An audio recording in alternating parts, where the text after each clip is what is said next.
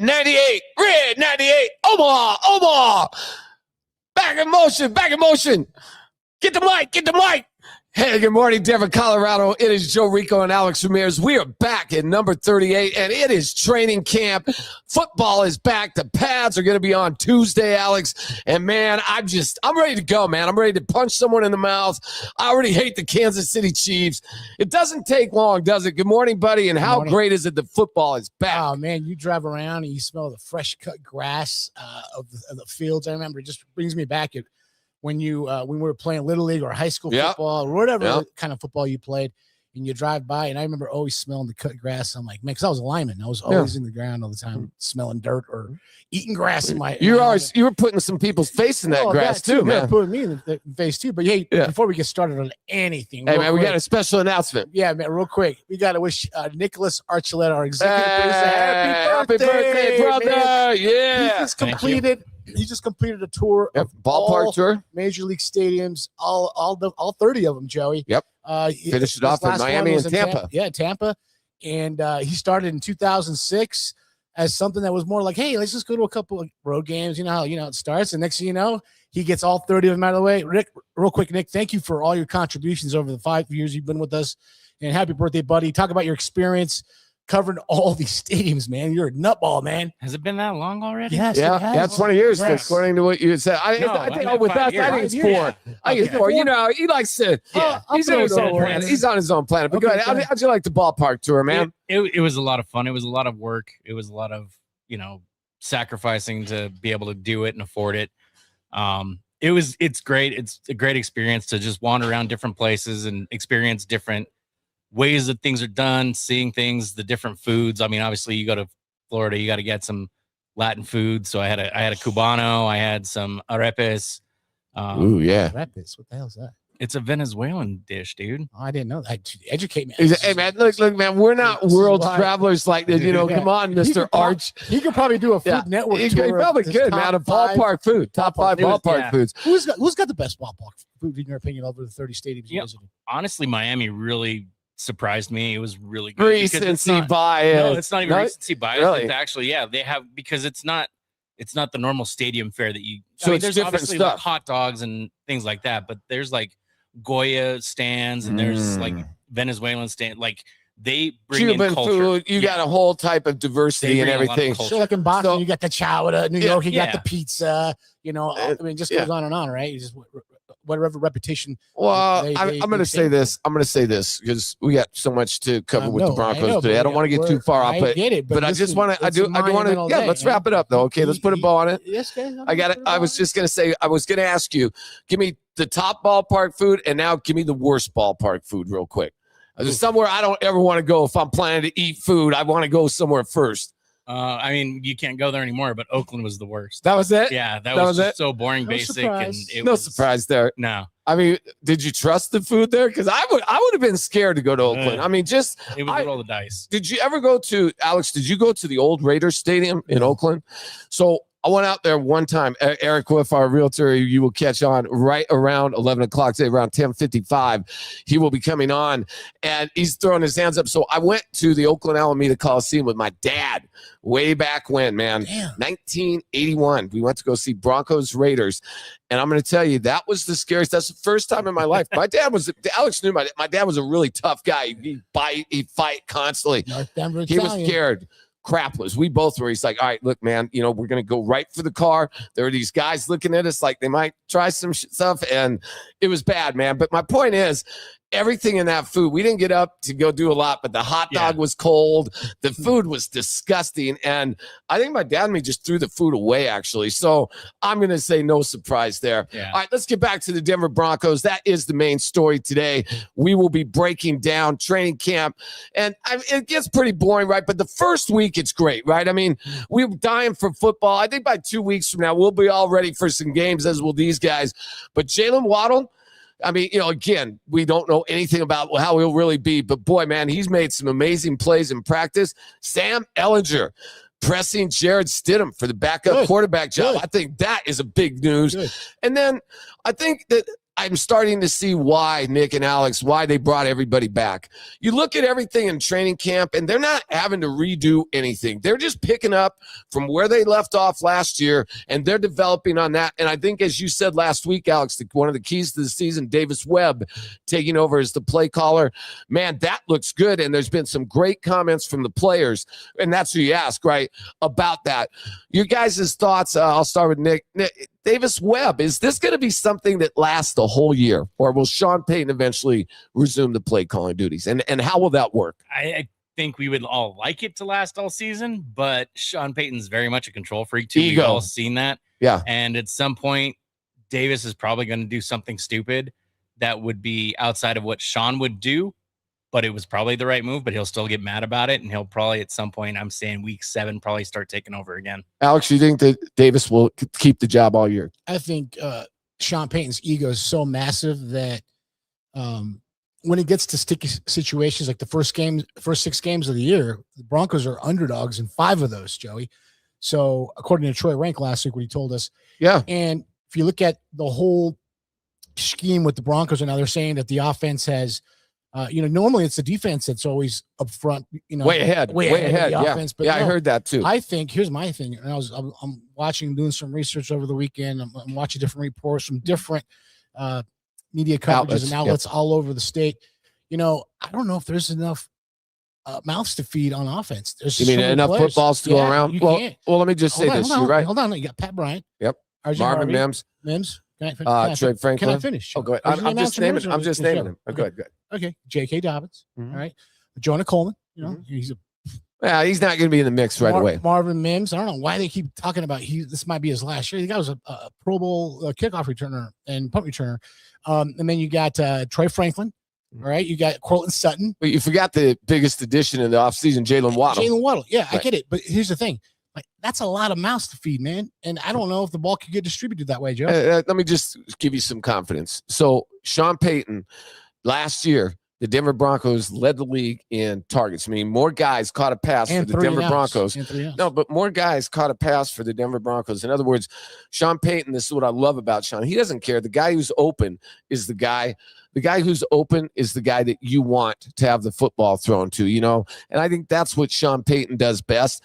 I'm not worried about that at all. Not only is there more than enough footballs to go around. Now, will there be a couple guys cut? Now, here's what I think, Alex. You won't have to worry about that because out of Marvin Mims, Troy Franklin, and Pat Bryant, and I don't think it'll be Pat Bryant, Marvin Mims and Troy Franklin, buddy, those guys, one of those guys is getting moved, period. One of them's getting moved. There's just not enough room. There's not enough room. And by the way, you forgot about Hakeem Butler, who by all accounts, man, has just been tearing it up. And of course, Sean Payton's favorite buddy. That's a UFL guy. UFL guy. And also Sean Payton's best friend, little Jordan Humphrey.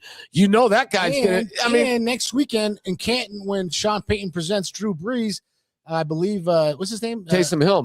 Yeah. They just, there was a report this morning that the Broncos will be. Interview this morning on NFL Network with Weish, Steve Weish. Yep. On NFL Network saying that, yeah, we'll talk to him. We'll visit him. I mean, how many balls can he? I mean, we can't change the game. We can't add an extra down in the football. Taysom Hill. Wait. Taysom Hill's a different story. Now, Taysom Hill's a different animal. He's only a gadget guy. I mean, he's a backup guy. He'd be Bo Nix. He wouldn't even be Bo Nix backup. I don't think there's room for him. But if you play Taysom Hill, Jarrett Stidham's out of here. If you sign Taysom Hill, Jarrett Stidham's the guy who's going to get costed that job. All right, let's talk a little bit about the defensive side of the football because I'm going to talk about a guy, Jahdae Barron, man. And this guy's getting a lot of heat. Is he a bust? I don't know. You got to start thinking about that. So he can't beat out Jaquan McMillan, who's an undrafted free agent, right? He couldn't beat out Riley Moss, who's third-round pick. He's not beating out Patrick Surtain, right? So now they're going to think of moving him to safety behind Brandon Jones. That's what the report I heard from our good friend Mike Kliss is their talks of experimenting with bringing Jahdae Barron back to safety. Look, man, that means he doesn't get on the field this year because he's not replacing Olifonga or Brandon Jones, right? You can't go 2 years in a row, right, without your number one pick seeing the field. What did they miss on Jahdae Barron? I think that's fair to ask. I'm not saying there's a miss yet, but I think what happened this year by getting Jalen Waddle, that's when you secure a player that is going to play. He'll be a playmaker for you, opposed to a gamble, because that's all a first-round pick is a gamble. You don't know what's going to really happen.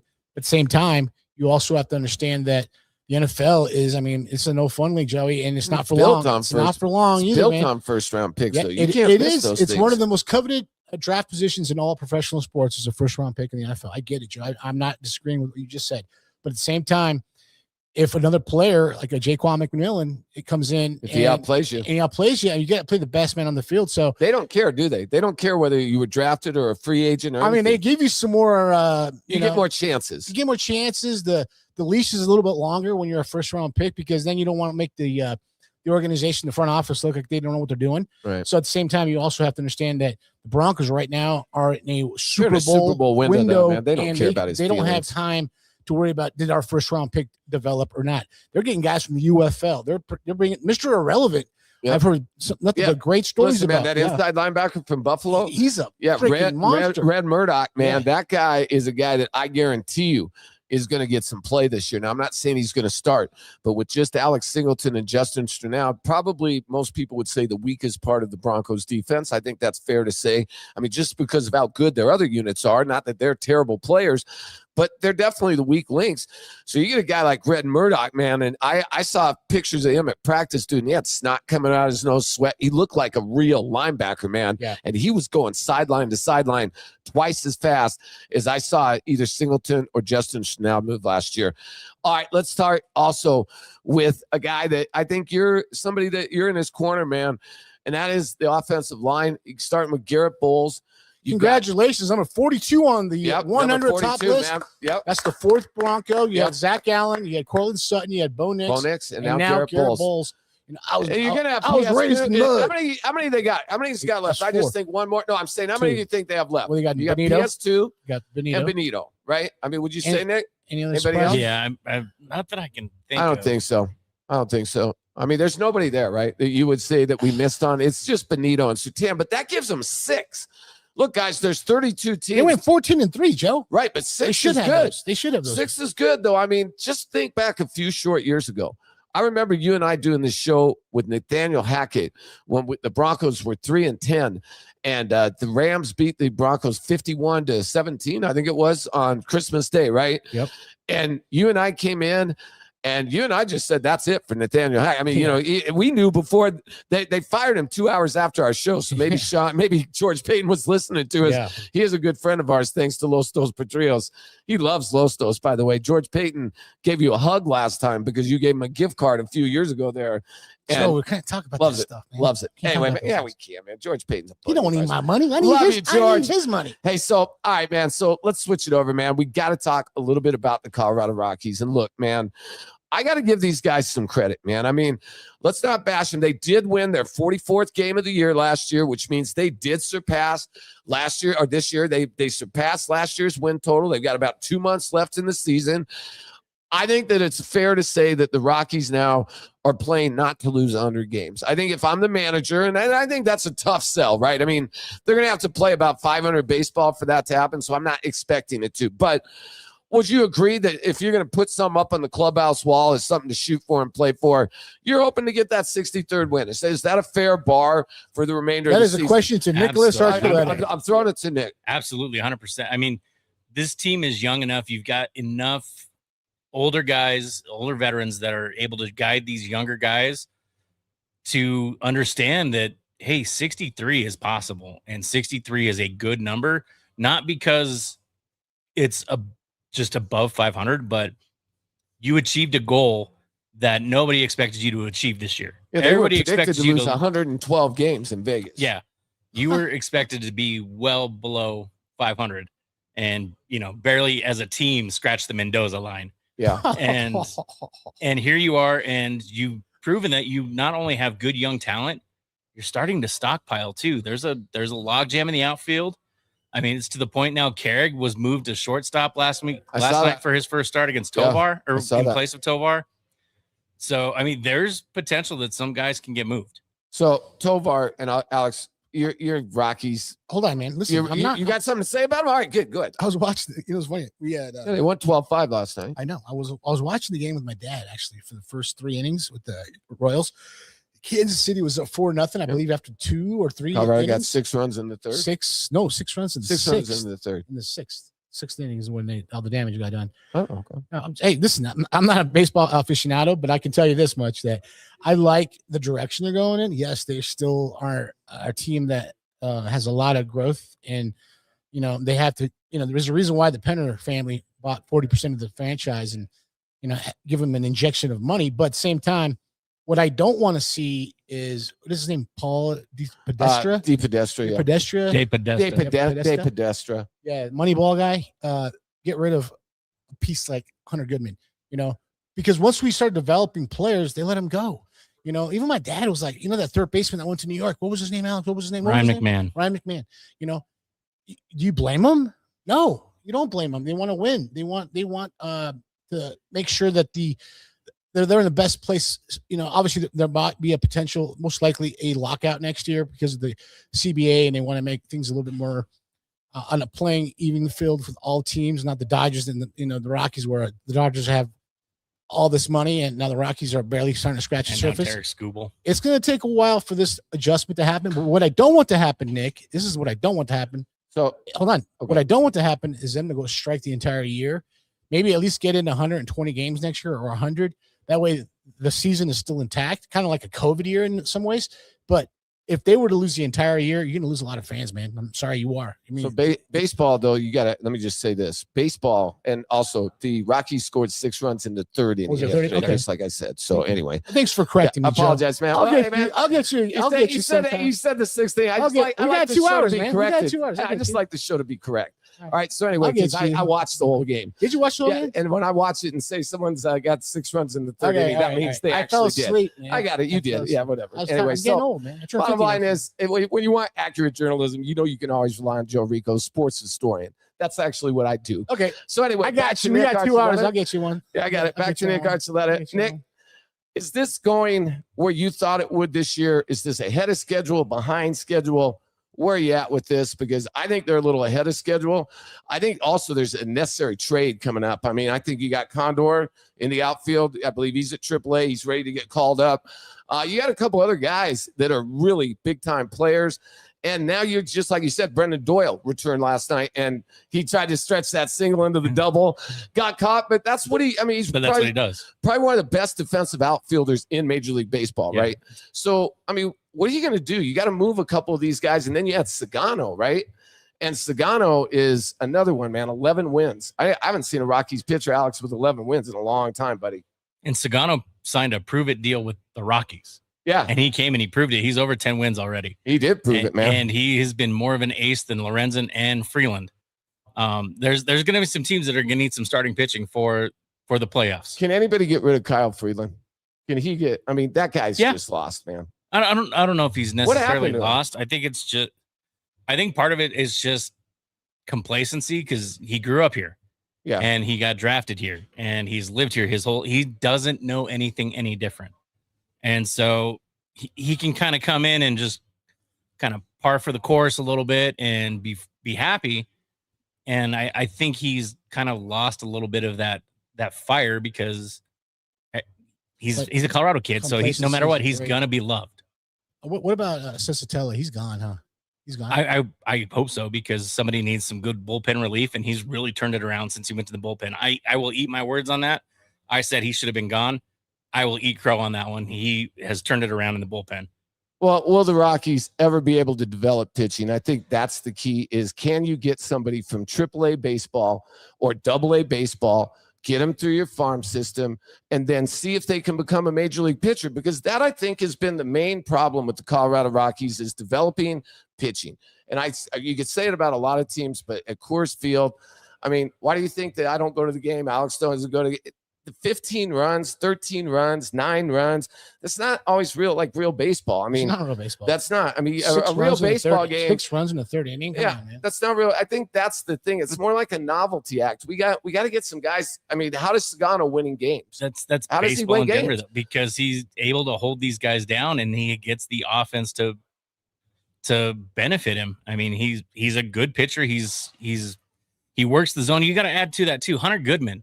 Yeah, has learned how to catch too. He's been much better about calling pitches, working the zone, and his ABS rate is like top 5. That's better because last year he was one of the worst in baseball. And I think that was the biggest thing because the Rockies made that change earlier in the season. Is they let Goodman just take the reins. They're like, here you go, learn. Do you guys like Alex? Do you like the automatic balls and strikes where they can review it? Because I saw one last night that I swore was a strike. And it missed, and it also means I think the umpires are pretty good. They are actually pretty darn good, man. If you can challenge something like they can, just make sure it's not in the first inning or second inning. Make sure it counts. How many do you get? Two challenges the whole game. No, as long as you get it right, you keep the 2. Oh, so once you get two it wrong ones. Yeah. So you get it wrong, you lose one. I think it's important that you have that kind of shot clock mentality. You have to make sure that the game is on pace because these games could take forever or they can go real fast, Joey. Well, the shot clock, like you said, was the best thing that baseball has ever done because I'll tell you what it's done. It keeps me engaged. The pitch clock. Shot clock, pitch clock. But anyway, the pitch clock I think it keeps the viewer engaged. I'm actually find myself and I like when they put the clock up when it gets down below 10 seconds. I think it's cool because this guy's like, you're yelling. You're like, come on, man, throw the ball. And so it adds another element of the game. I got to give the guys who are running Major League Baseball a lot of credit. But last night, another black eye for the game in my mind. Tarek Skubal, the best pitcher in baseball, Alex, that is available. And where do you think he goes? The LA Dodgers. And so the competitive balance is starting to become a joke.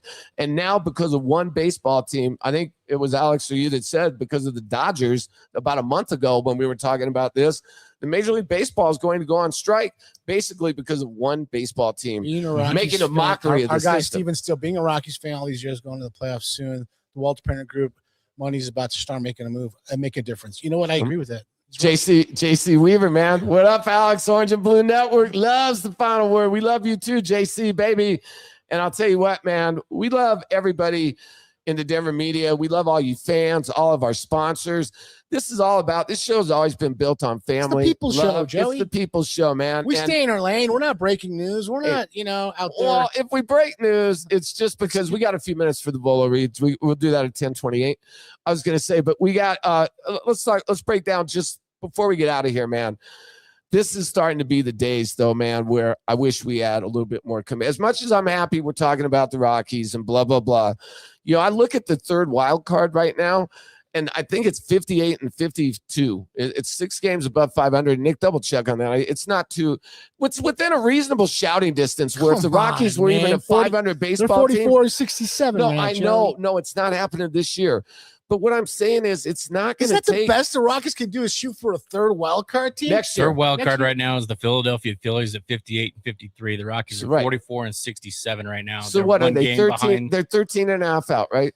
14, yeah. All right, hey man, come on, man. Hey, let me just give you. Come on, man. I know Suavecito's here, but you haven't been drinking any Listen, of that man, stuff, on August 17th, 2007, the Colorado Rockies. I'm going to say I think we're 10 games out of the playoffs. Are you talking about Rocktoberfest? And Rocktober happened.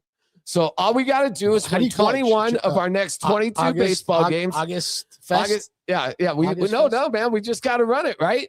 No, I'm kidding. But you know what? Hey, man, you got 2 in a row right now. Couple pitchers. We need 17 more, Joey. Couple pitchers, though, right? Seriously, guys, we get a couple pitchers in here next year, and we don't lose these guys. Because I'm with Alex. If you trade Hunter Goodman, I'm out. Don't ask me to watch. Well, I don't buy jerseys, I don't care where jerseys. they go or who they got for him. He's the only, he's a real, and he's 25 years old where you have 3 years in control. That is not a smart baseball move. Now, I agree with one thing I would say, Ryan McMahon, it was time. I think Ryan's 31 or 32 years old. I don't think he's a young kid anymore. He was a good third baseman, but I think he put in his dues. He paid like 8 or 9 years here just watching the team suck. I think, remember Tulo? All these guys get sick of losing, Alex. They just want to leave after a while, and I understand. Wouldn't you? Yeah. How many times do you want to be thought of as a joke at your profession? Hey, if I'm making like $25 million a year, Joey, I know it doesn't matter. And I'm sitting in the cell every year, not going to the playoffs. Hey, man, I understand your competitive edge will eventually come out, and you want to be a. Do you smash the water cooler though? Do you at least kick the water cooler? But you're also training to a conversation that I hate to have, and I'm not going to bring it up right now because I'll bring it up. I'll just tease it. But if the Nuggets don't do something real soon, are they headed that way? I think with the Joker, if he were to leave and sees that there's nothing happening here in Denver. Oh, the Joker leaves, the Nuggets become the worst team in town. Not only that, it would be a team that would be really hard to rebuild and get behind again because the best player in the world go, and you didn't add any pieces to help him grow as an individual on one championship with 3 MVPs. I don't want to see that happen, but Joey, it is starting to trend. And for that matter, you could say the same thing about the Colorado Avalanche. One championship, you had all these guys. How many years have we been talking with Dr. Stano about Nathan McKinnon, Gabe Landeskog, Makar? Yeah. They got 1 cup, 1. So you know what? I agree with one thing. It's time for the teams in this town to put up or shut up. I'm not jumping on Jamal Murray's bandwagon. The teams. I'm not. It's the Cronkies. Right. Let's okay. go, All man. right. I agree. So I'm going to say this, Nick. I'll give you this. I think if Nikola Jokic was to get traded or moved, that I immediately move the Rockies up to number 3. And the Nuggets hit the field. I mean, he's that important. He is that important. He is the cornerstone of that. He is the cornerstone right now. If you trade Nathan McKinnon off the Colorado Avalanche, I think I might move the Colorado Rockies up above the Colorado Avalanche. Also, real quick, a shout out. A friend of mine said yesterday, she's like, I was at the Cherry Creek Whole Foods. Yeah. Don't ever ask Strahinia while he's grocery shopping for a picture. Oh, he won't do it. He won't do it. He doesn't like it. So if you see Strahinia out there in the Mile High City, folks, don't ask him for a leave picture. him alone. He might bite your hand. All right, man. Hey, who would approach that man no matter I what? would not listen, man. He has I'm going the drool on other his way. shirt. Yeah. This guy has stains on his shirt. Did you see? Remember, we were at this game. Alex and I were sitting next. Yeah. He has mustard. He comes and gives Alex a hug. He almost broke Alex's back. We used to live at the building where we had our old station. Right. Man. He shook my hand, Nick, and I swear, man, I literally thought he was going to break my. It hurt for like an hour. He should consider a WWE. He gave him a hug. He gave him a hug. Lifted Alex literally about 6 feet, and Alex was 20 pounds heavier at the time, and I thought he was going to break his back. He's one of the largest humans, but he loves us. I mean, he's a good guy. He's a good guy. Well, he's a good guy to us. Yeah, and he's a good guy as far as I'm concerned. So you don't cross him. No, do not. Keep on your side of the street. Hey, real quick, Joey. Scott McNeely, mortgage loan advisor. Give him a call at 479-685-1638 at onerealmortgage.com.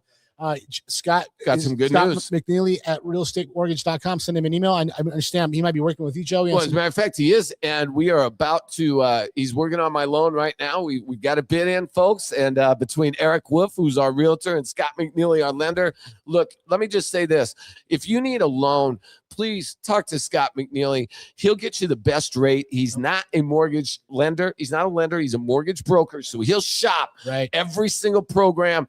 What he's done for me is a miracle. In just 12 months, he took me from not even eligible to buy a house. Now I've got a bid in, and I'm just the offer being accepted away. And it's all because of Scott and what's great, Joey, McNeely and One Real Mortgage. And what's great, Joey, about our sponsors is that we actually use our sponsors to do stuff personally. Everything we do. Plunge Plus, Los Dos, Jimmy Suds, all these images and all these graphics. Great job, by the way. Service Master, DSI. Sean and Sadie at Grease Diva. Eric Wolf and Wolf Holmes. You're going through him. So Suavecito Tequila. We've been drinking Suavecito.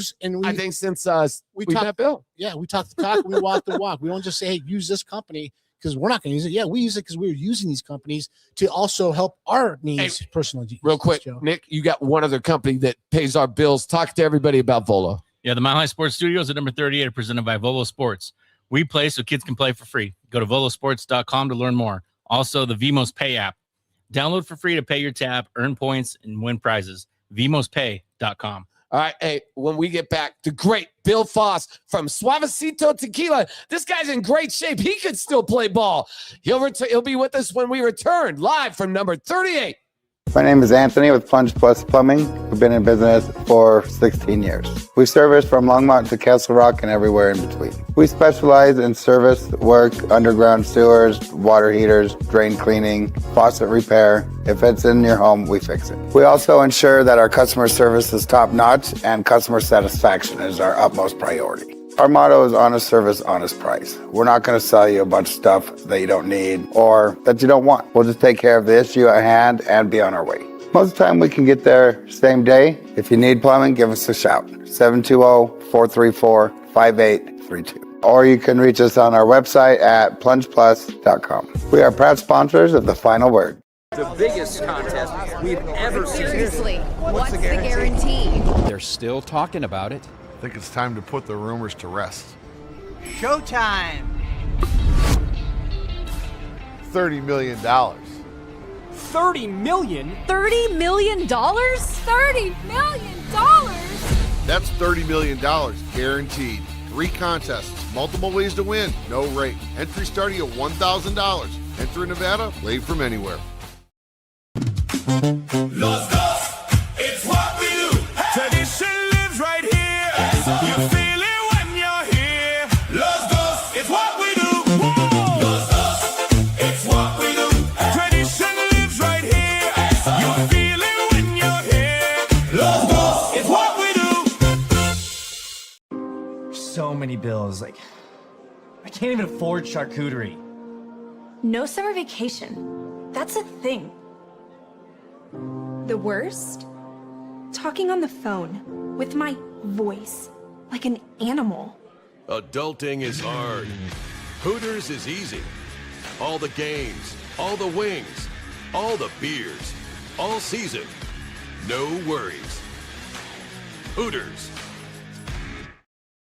Yo, I can guard pro in these. I can guard you and route you up. You sure about that? You fellas looking for a quarterback? The goal! You're right, Billy. These do bring out my eyes. Every shoe for every athlete. Dix is the GOAT. My name is Sadie Leffel, and I'm the owner of Grease Diva Garage, and we're located in Frederick, Colorado.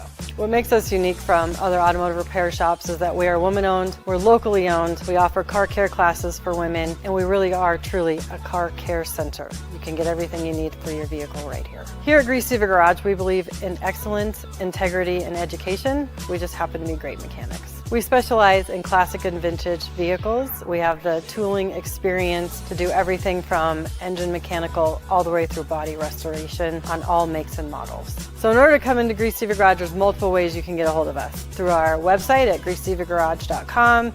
You can email us at greasedivagarage@yahoo. You can give us a call at 720-731-3000. You can find us on Facebook and Instagram, multiple ways to get a hold of us. You can make an appointment online as well. We are proud sponsors of the Final Word. At the Denver Athletic Club, exceptional facilities and a vibrant community come together to elevate your fitness journey. While the DAC is the perfect place to achieve your health goals through countless sports and activities, we also offer a variety of amenities to support your lifestyle. A co-working space, childcare, social events, family activities, private event spaces, and more are at your fingertips as a member of the DAC. Discover the Denver Athletic Club today. I'll push yours up just a little. Push it forward just a little bit. There we go.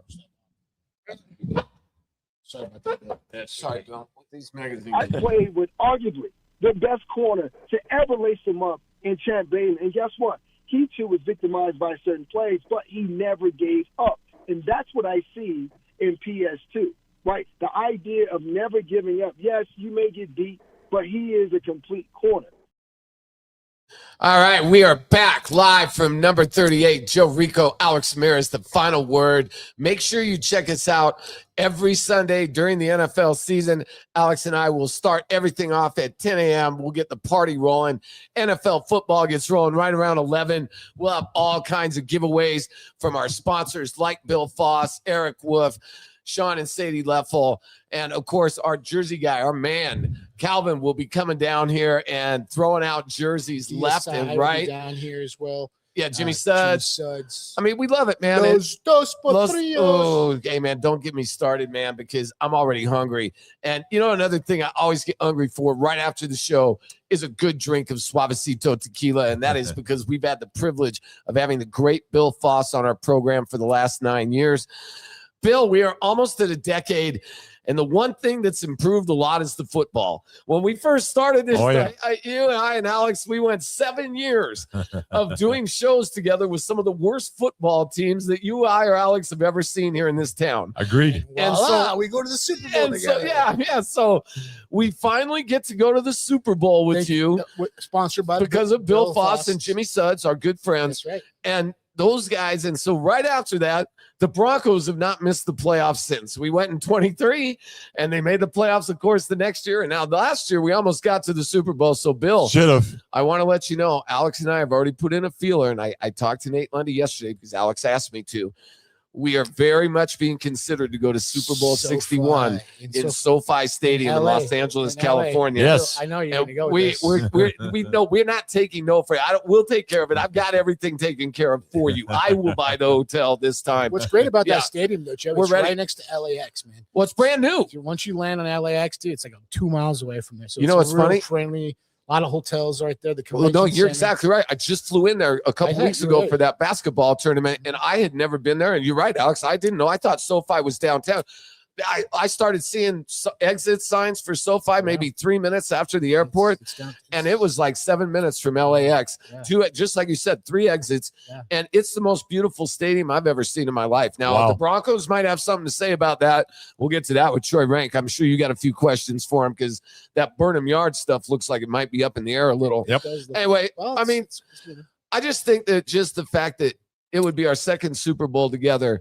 And if anybody deserves a vacation, it's Alex Ramirez, Bill Foss, and Joe Rico. After everything, this last 12 months has not been our best. The last 3 years have been challenging as far as professionally, personally. We've all gone through our ups and downs. Our but own you know losses, what? One of the things I find solace in the final word, Bill, and I hope you agree with this, but sometimes coming on the final word allows you to have a good 25-minute break of outlet. You know what? Let's just talk about sports and let's forget about everything else. Let's just focus on what is happening on the field, in the arena, on the ice, and on the court, boxing ring. In the boxing ring, whatever it is, let's get to it. Joey, go ahead with the Broncos coverage. Let's start. Let me just ask you this, Bill, because look, man, you were a coach for so long, and I think Sean Payton, although he's an arrogant guy, but a lot of good coaches. You could say that about a ton of great coaches. Oh yeah. And I'm going to say he's a breath of fresh air because I trust him. And I'm not saying he's perfect or that he never made, but man, it's so nice after some of these first-year coaches I and Alex got to see, the Hackett's, the Josephs, the Vic Fangios. I look at Sean Payton now and I'm like, wow, that's what a professional football coach looks like. And I love the way he and George Payton brought everybody back. Now, it's a big gamble. The Vegas didn't like it. They dropped him down to 9.5 wins. Do you like them bringing all these people back? Because I think what it says is we believe in what we do, and we don't care what anybody thinks. These are our guys, and we're going for it again. Well, no. You know, a head coach has his particular style, you know, and it's always a little bit different than other head coaches. That's why some of them are better than others, you know, and they have to find staff that understand their style, understand their mechanics, you know, and work with them in a similar way. So, you know, so sometimes they have to bring guys back that worked with them for years in the past. No, it's just standard. Yes. I love it. The Broncos are a relatively young team, and all their key pieces and players are already signed. You know, they're all signed. Their offensive line is signed. Their defense, the defense is signed.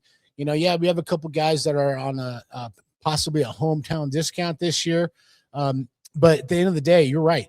Bringing them back, running it back. Sean Payton doesn't like that word, running it back, but they are. I mean, the bottom line is when you only make a couple moves in the offseason, pick a couple of guys, one from the UFL, and then you get Jaylen Waddle. By the way, he's a guy that I think is going to be a difference maker. He'll spread the field. But what I'm concerned with, Bill, is there enough footballs to spread around the offense? Because they went from one of the worst wide receiver rooms to one of the most crowded wide receiver rooms this year. Can Bo Nix stay healthy? Bill, I know you're not a doctor. I know you're a doctor of tequila, but can Bo Nix stay healthy this year? Because this would be essentially his 6th injury on an ankle if he were to get injured again this year. And so that's my question to you, Bill. Will Bo Nix be healthy this year going into his third year, his rookie contract? Obviously, Alex, that's a heck of a question. Yeah, it's loaded. Really loaded. Let's hope that he does. You know, we every Denver Bronco fan wants him to be healthy. Sure. Because when he's healthy and he's playing his style, you know, he's really good. And as you pointed out, he's got a better team this year. Sure. He's got a better offense. He's got more and better wide receivers and options. You know, so if he can stay healthy, boy, this is going to be a fun season. Sure will. Well, the other thing I think is the running game. You know, I mean, you mentioned Jonah Coleman earlier. They're kind of high on him. I think RJ Harvey, I mean, it was only a rookie. He was only a rookie last year.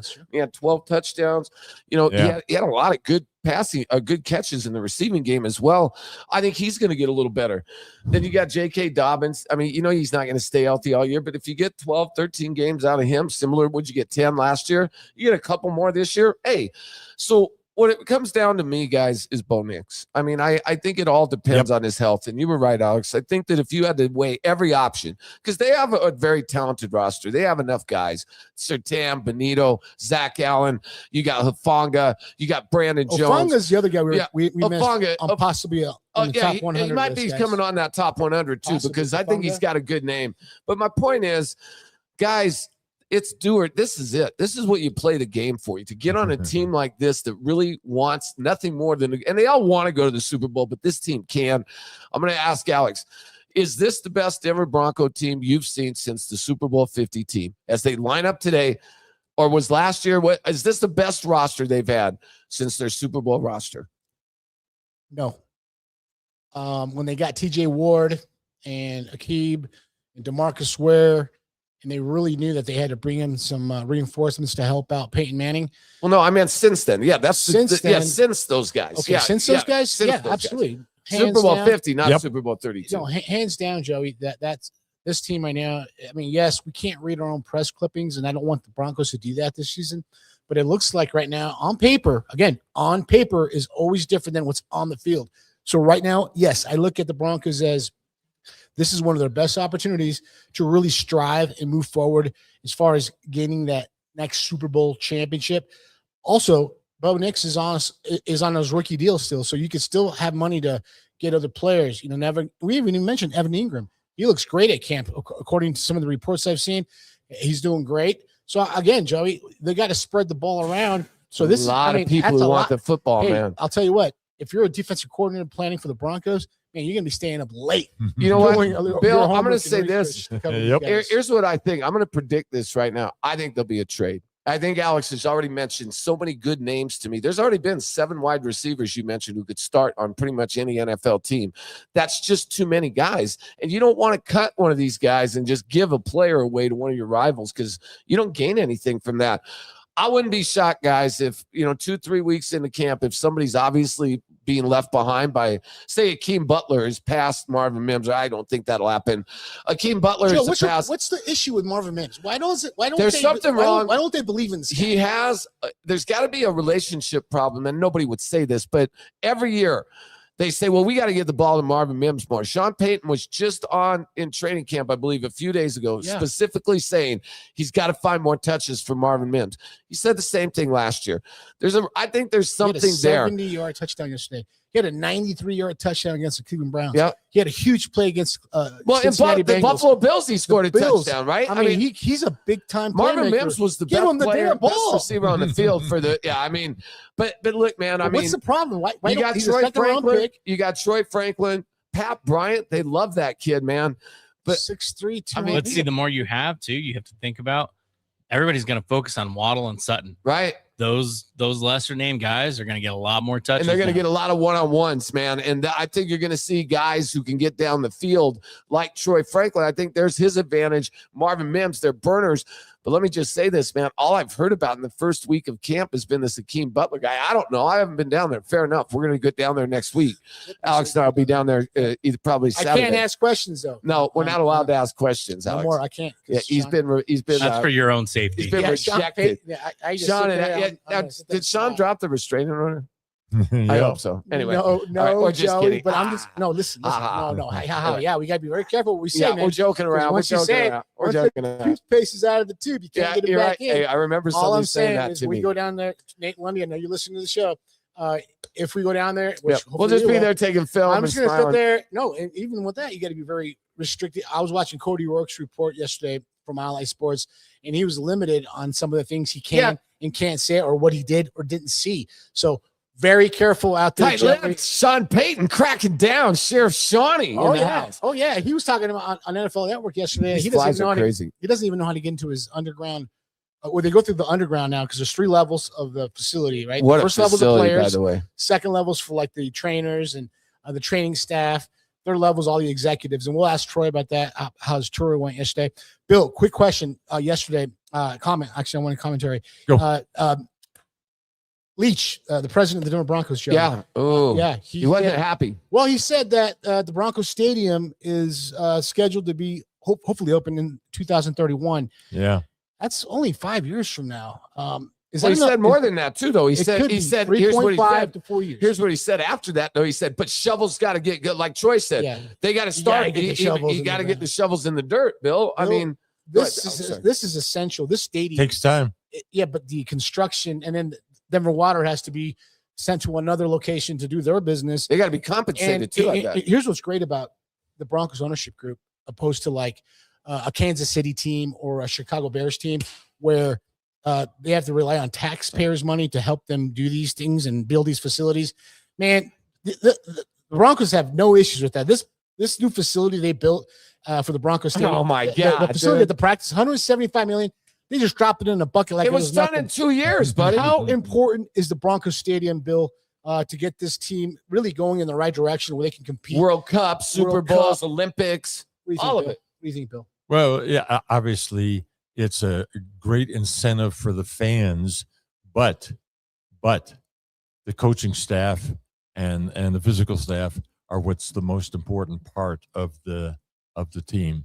But the stadium is just the fun, exciting part for the fans and everybody to come and see. So and the drawings I've seen and everything I've seen about this, it looks unbelievable. It looks great. Did you guys see the coolest thing? I saw the sketch that you did, some of the digital blueprints? Yeah, the blueprints. And I'm just gonna say this. If we build this stadium, I think Joe, are you part of consider. the? Are you part of the Walmart family? Because it's not we, it's them. Okay, Go ahead. so let me just say time. this. Let me just say rephrase this. your question. The Broncos, when they build their stadium, I might become part of the Walton Penner family. There you go. Because I might, or Dion might. Hopefully, we're trying. I'm trying to Hopefully get he gets Dion. a job with them. Or something. Yeah, but at the end of the day, let me just say this: this year to me looks like the year for the Broncos. I mean, like, it doesn't mean it's going to happen, but I think that everything lines up for them. That if they get past the first 6 games, 3-3, 4-2, and we have Troy Rank coming up here at 11:35. We've got the great Eric Wolf coming up at 11 o'clock. But Bill, I could see this team maybe having a little worse record. I don't think they're going to win 14 games. Maybe they win 11 or 12. But still, if you can win the AFC West and find a way to get at least your first game at home, I think the Broncos have a chance to go to the Super Bowl. Where are you at with the Broncos as we get into the first week? It's only August 2nd. No, I mean, no predictions. August Just 2nd. where's your heads at? No, I'm with you 100%. But let's hope. I mean, we'd have been there last year. Bo Nix was still healthy and could have played in the last playoff game. If he stays healthy this season, we've got an outstanding, excellent chance to get there again. Yes, Alex. Here's the thing, Joey. Again, it's August 2nd. Right. Let's relax. Let's pump the brakes a little bit. They haven't even put the pads I just want to on. know where your head's at.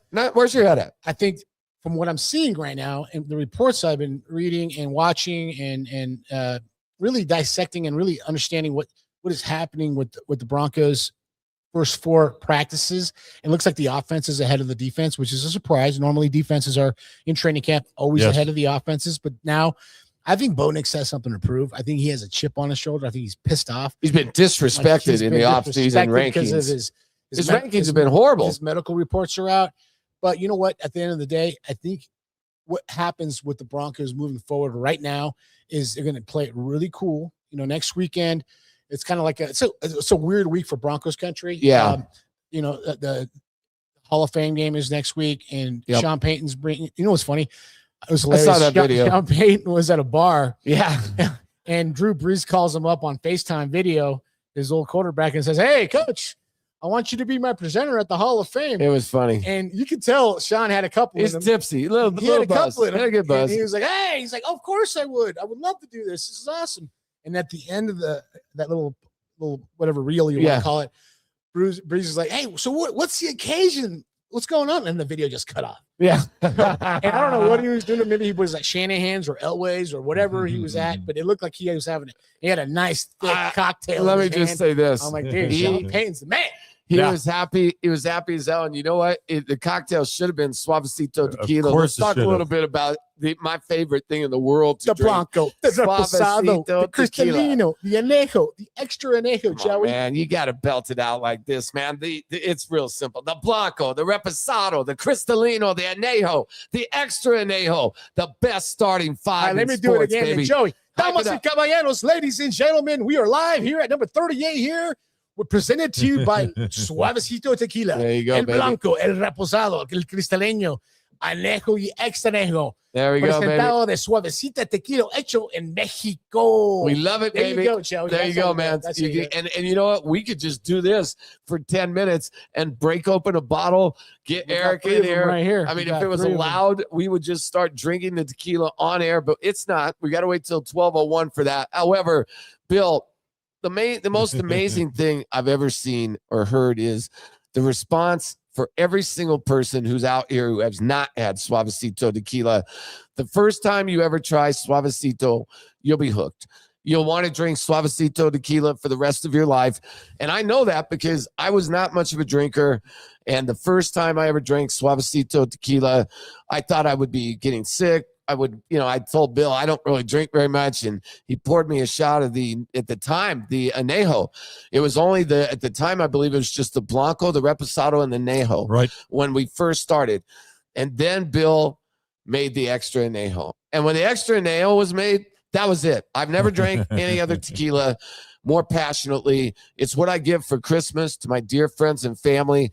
And it's what I recommend when you really love somebody. Get them a bottle of Suavecito Extra Anejo. You bought me one just recently. I've got half of it left. And I'll tell you, half of it, I went to go visit my mom and dad today. And I'll tell you, man, I poured out a shot of tequila. Yep, I did right there. And I had the Extra Anejo. And I looked at them and told them I loved them and thank you for everything. And whether it's that occasion, whether it's the Super Bowl, Suavecito has become a good friend of mine and a good friend of Alex Ramirez's. And obviously a good friend to you. Talk a little bit about your tequila because it's absolutely the best drink I've ever had in my life. Well, again, tequila experts around the United States all rank Suavecito as the #1 tasting tequila sold in America. There are 3,000 tequilas sold in the United States, and to be ranked #1 is really outstanding, and I'm really proud of that.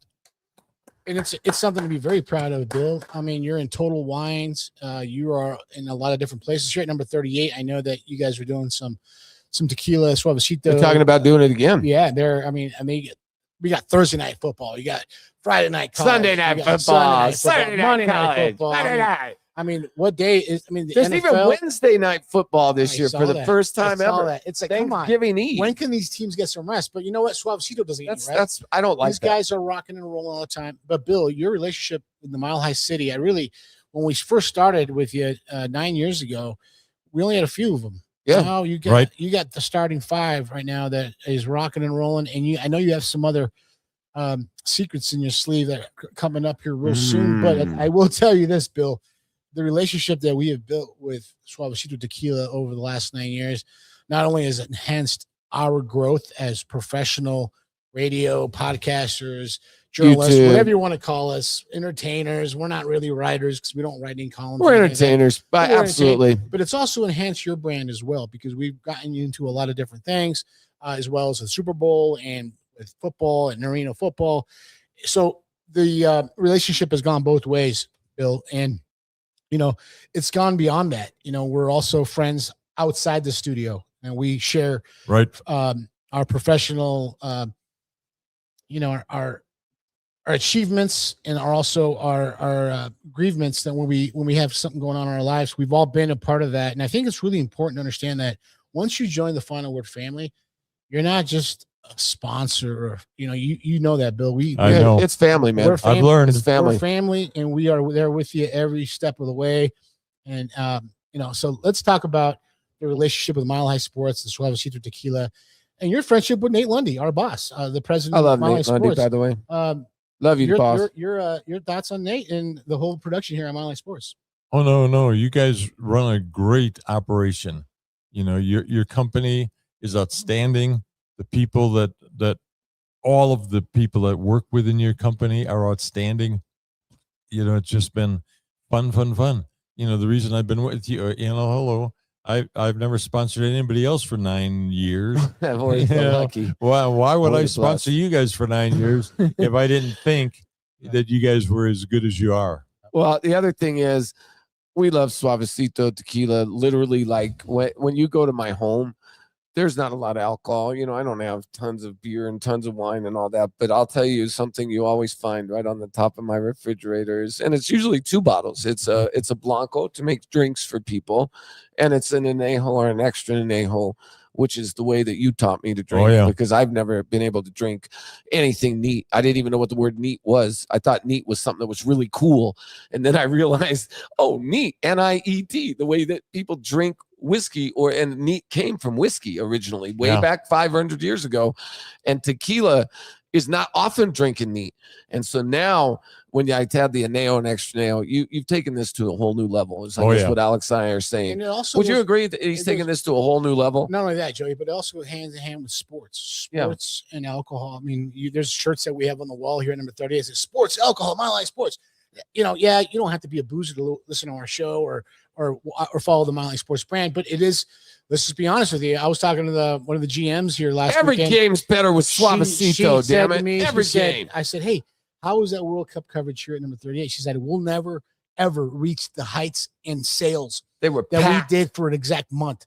I mean, they had China, they had Italy, they had you name it, they had it. Mexico, every country, Brazil, Argentina, everybody England, was here. The USA, She said, Mexico, everybody. She said we had no incidents, we had no fights, Nothing. Japan here, Mexico here, United States. I remember the German people you and I met. Yeah, I mean, it was awesome to see that. She's like, we'll never see heights of that level again.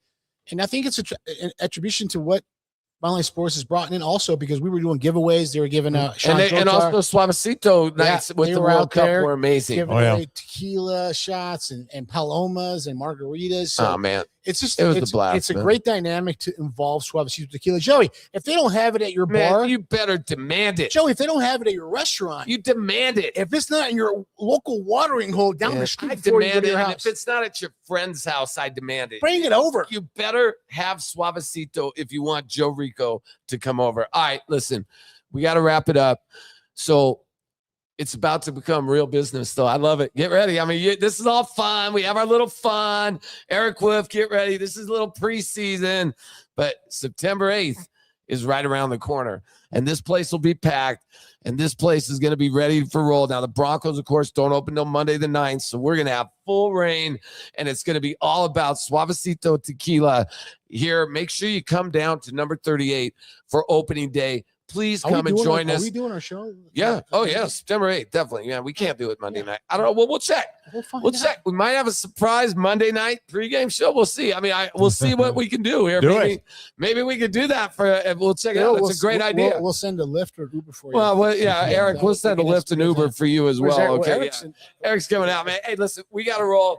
We love you. And I'll tell you what, man, Suavecito tequila, make sure you have it at every one of the games that you're watching.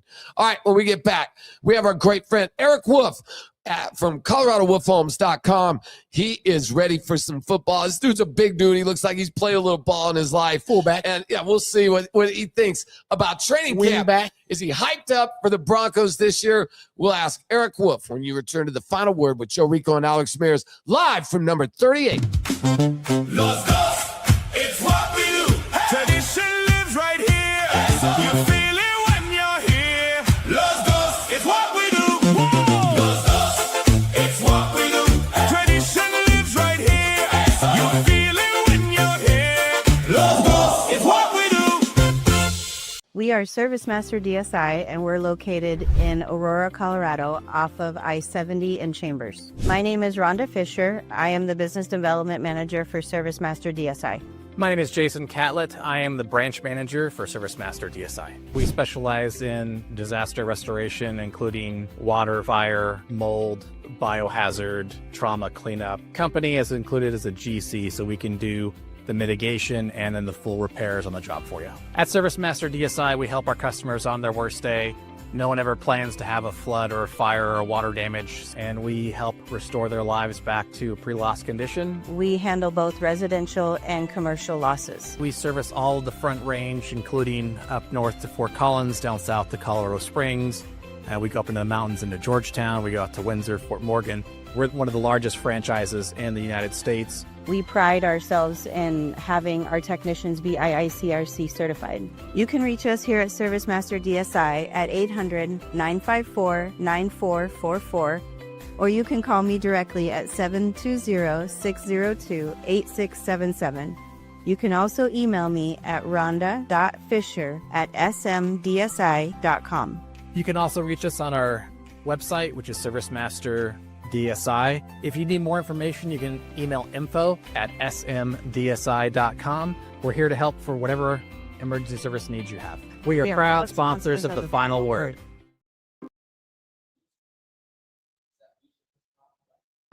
I told him I'd only go there with him. And I knew it was a lie as soon as I said it. We like to watch. My parents don't understand. I'm definitely a screamer. It used to be just me and her. But more people makes it more fun. Football at Hooters. All the games, all season. Crazy good wings, ice cold beer, and the best fans on the planet. Hooters. Sony Lee? Bro! You really think you can outflip me? Hold my hokers! That's cute. Every shoe for every athlete, only at Dick's. Golf season is here, and Denver Golf Passes make it easier than ever to play. Start your golf journey with Learn and Play 1.0. 5 clinics, 5 rounds, 5 buckets. Already playing? Take your game up a level with Learn and Play 2.0. Or grab the Friends and Family Pass. 20 par 3 rounds and 30 mini golf or range sessions. And for new players wanting reps, the Practice and Play Pass gives you 10 rounds and 15 range buckets. Find the pass that fits your game. Visit cityofdenvergolf.com.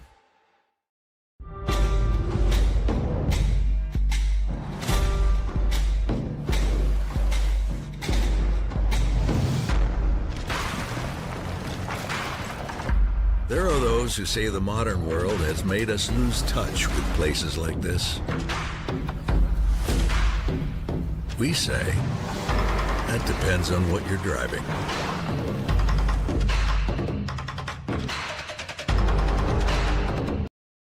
He lives in Longmont. Need your house sold? Oh, it's on the check. You're good. We are back. Joe Rico, Alex Mears, live from number 38, The Final Word. And at this time, we are going to bring on our great friend, Eric Wolf from ColoradoWolfHomes.com. You can see the logo at the bottom of the screen. Just give him a call at 970-691-5299. Look, this is for all your real estate needs. Eric doesn't care if you're selling. He doesn't care if you're buying. He doesn't care if you're an investor. All you got to do is pick up the phone because he deals with all of them. You have questions on insurance. You have questions on structural. I mean, he's my realtor. First of all, he's helping me not only with buying my next home and my lovely wife, Bernadette, and my family. He's also selling our family home, which, you know, is a tough deal because we have 5 different people who are trying to tell Eric what to do on that one. But you know what's great is he's listening, and he is really the guy that we 100% trust. Good morning. Thank you so much for coming on. Good morning, everybody. First of all, I just want to say I hope we haven't driven you too crazy this week. We've had this guy running around town, and Alex knows my wife, so she knows she's high maintenance. And you know, Bernadette, I don't know about this. I don't know about this. And then it was me a couple times though. It's like, so the home buying experience, I'm finding out, man, it's so great. But you know what's great about Eric Wolf? Within 9 days, I already have an offer in on our home. Now, we don't know whether we're going to buy the home or not. And it's right up next to my best friend, Joe, right in the neighborhood. But I'm hyped up. I'm hyped up. Okay. To the chest. I got it. But let me just say this.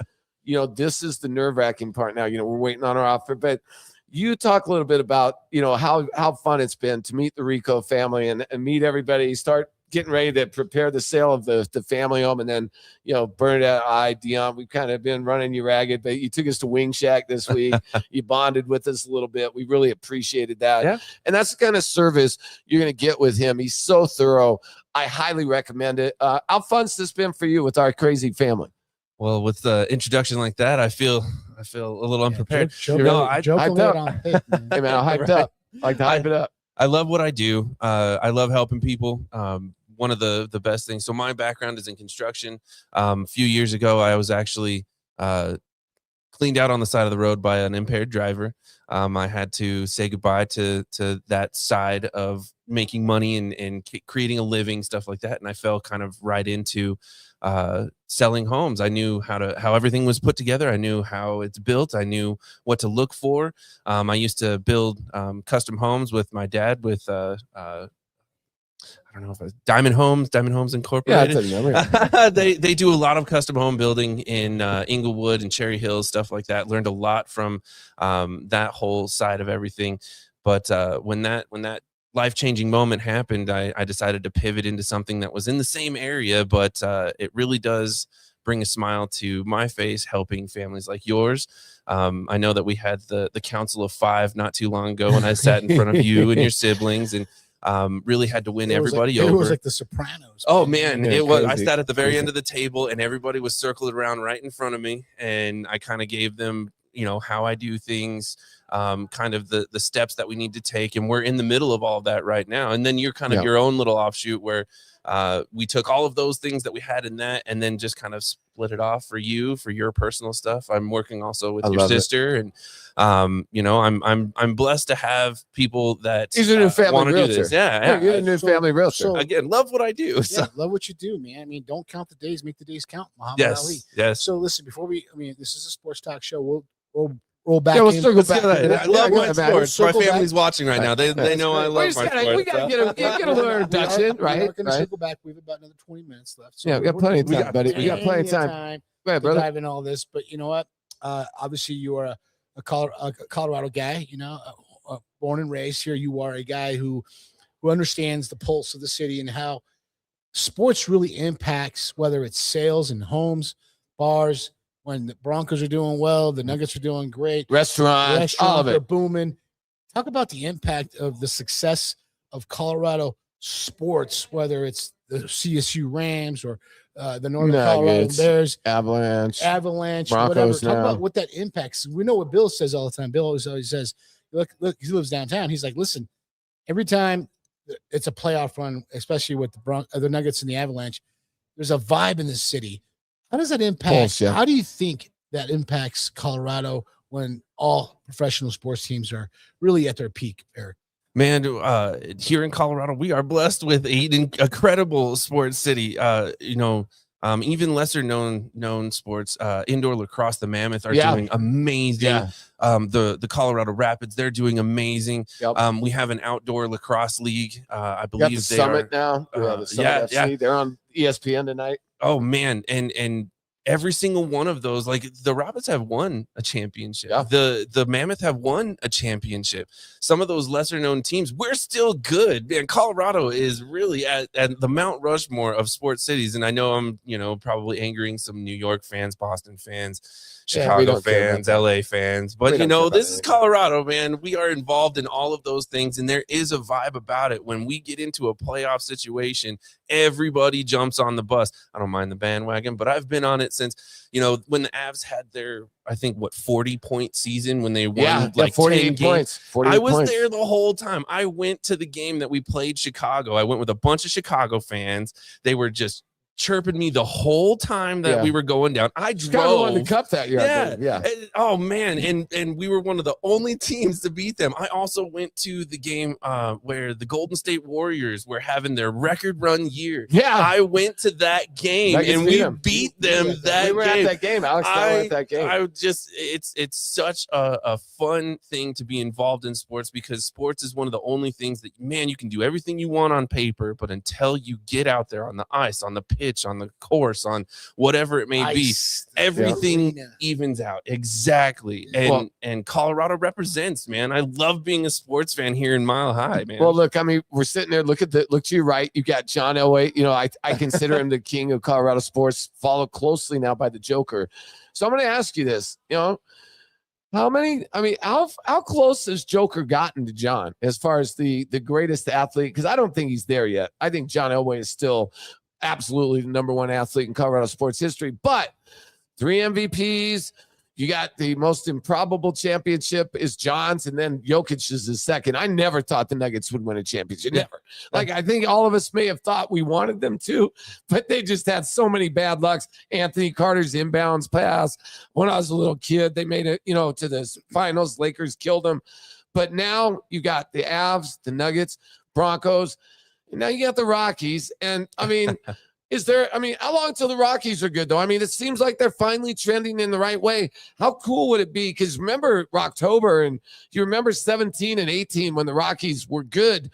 Dude, Alex will admit this.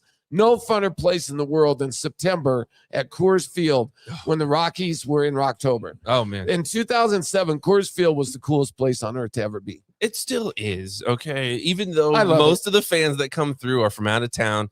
Now kind of relating into real estate. Now there are people out there that think that they can do this whole process by themselves while doing whatever job that they're doing. I kind of can equivalate that to the Monfords, the owners of the Rockies. They run businesses, they do things in the world, and then they're trying to also split off of that and run a team within the family and do what they want, not what is actually needed. That is the equivalent, I think, of somebody trying to go out there and buy or sell a home without an agent. Sometimes you just need that coach. You need that intelligent person that's immersed in that all day, every day. And with the Walter Penning Group coming in, and I actually saw on our chat, there was somebody that was just like, hey, now that these people are involved, now we can finally start to do something. It's not going to happen overnight. There's 182 games every year. We still have to go through those growing pains, but I agree. I think that we are finally on a really good pace. Rocktober, I've heard, is the pinnacle of Rockies everything. Even though we got swept in the finals, that's not the best thing in the entire world. But that's still the peak that we had, man. And I think that we can get that and past. It's just about listening to the intelligent people in the room. Everybody thinks that they're the group de gras of everything. So man, I love it, dude. That's spot Guy's on. like an analyst, man. That's spot on. You are listening to Eric Wolf from ColoradoWolfHomes.com. Give him a call at 970-691-5299. One more time, 970. My phone's buzzing right now. How about that? It's ringing right now. Listen, it's very important. I'll answer back. I promise. Listen, it's important. All our listeners and our viewership right now that are watching this, that when we made and we agreed upon this relationship for this year with ColoradoWolfHomes.com, that you were also dialed in with sports. And sports is literally, when we had our dinner at Los Dos Potrillos, by the way, you love that. Delicious. Place. Yeah. Delicious. When we had our conversation, man, you were just spitfiring stuff about fantasy football, the Stat Broncos, stat the Nuggets, after the stat. Avalanche. So it's an easy transition for us to have someone that's dialed in. So we correlate that. But you're right, though. You have to have a general manager, whether it's buying a house.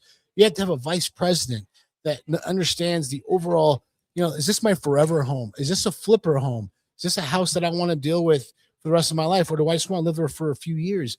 And Eric Wolf will provide that for you. But when you look at all the sports teams here in Colorado, when you look at that, you go, man, the Broncos really are tightened up with the Penner Group, that new facility they just built. Talk about the Broncos right now after day 4 of training camp. It just happened, and we're going to talk to Troy Rankin in about 15 minutes. Let's go, Troy. What are your expectations, man? I know it's only August 2nd, and there's a lot to dive into. They're not even in pads yet. Yes. I believe you said, Joe, Monday or Tuesday? Tuesday's the first day in Tuesday, pads, from what I understand. So talk about what your thoughts initially are right now after a 14-3 season, Eric. And I know that you're huge into fantasy and a lot of gambling, and we're all gonna. We all have our gambling. On air here. Gambling is part of life. And come on, by the man. way, Mile High Sports has a relationship now with Circus Sports. Yeah, we in love Las Circus Vegas. Sports. Yeah. That place is amazing, Joe. We're gonna head up there. I went last we're gonna year head up in there. August. Us, the three of us. I'm down. I'm always down. Are you Let's down? go. Yes or no? And Super Bowl 61. Yeah. But let's, Well, we haven't talked to him it's only about August that yet. 2nd. We're going to get Eric Just into go ahead. SoFi. We're going to get I Eric gave you into a lot of SoFi. information there, Eric. It's a loaded question. Your thoughts on what I just said about, having the right people at the right positions to help you navigate life, whether it's building a football team or buying a house. Okay, so diving a little bit more into that, we do have Davis Webb now, who does have some keys to the kingdom. He's not head honcho, but man, having that disconnect again, it's kind of like the Monforts. He's not the scapegoat. Yeah, well, okay. He could be later on. Absolutely. You have somebody to blame. It's like being an agent. If something goes Well, wrong, it's his fault. It's something other than what they did, and sometimes it just falls out that way. Now going to training camp, it's basically a team's combine. Everybody shows up, everybody looks good, but football is a contact sport, and until you start getting into contact, there's nothing really that you could kind of gauge from that. Now everybody on paper, man, we got a killer offense, we got a stellar defense, we are ready, we are primed. The thing is until you put your foot on the cut grass that is hopefully going to be natural for everybody here in the upcoming years, it won't make any difference if they caught a ball in August. It won't make a difference. I saw Jalen Waddle's one-handed catch. Yeah, that was right down the sideline. Amazing. That was tweeted out like 1,000 times. Yeah, exactly. Well, they got to have something to do. And that's the other thing too. You do have to create hype because if everybody was just boring, everybody would been like, "Oh, it's Broncos season. Well, how about that?" So it all has to be about when I sell a house, you go out there and you take your pictures and you tell everybody how wonderful it is, and then until somebody walks into it, that's their game plan of stepping on the field. They step into the home.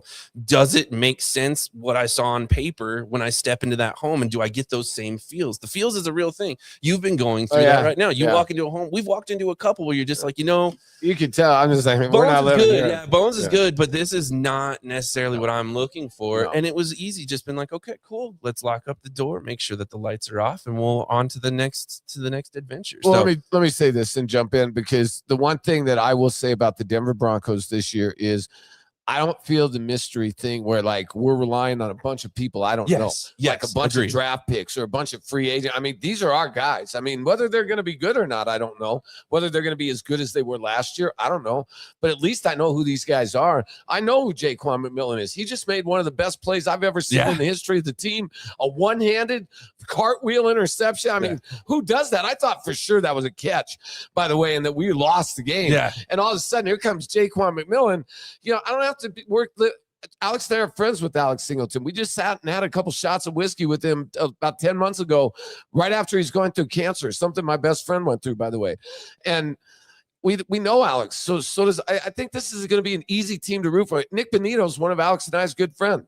He partied with my son. He played with Dion, took him, played video games. We've done 2 charity events with him. I gave him a hug at training camp last year. I wasn't there to do an interview with him. I gave the guy a hug. He came in on his bye week. He came in on his bye week to do the show with us. You know what I mean? Florida, you're going to Vegas. Anywhere, and he's with us, hanging out with us. But the point is, that's pretty cool. I mean, I whether this works or not, this is the easiest team I've had to root for in a long time. I know who everybody is.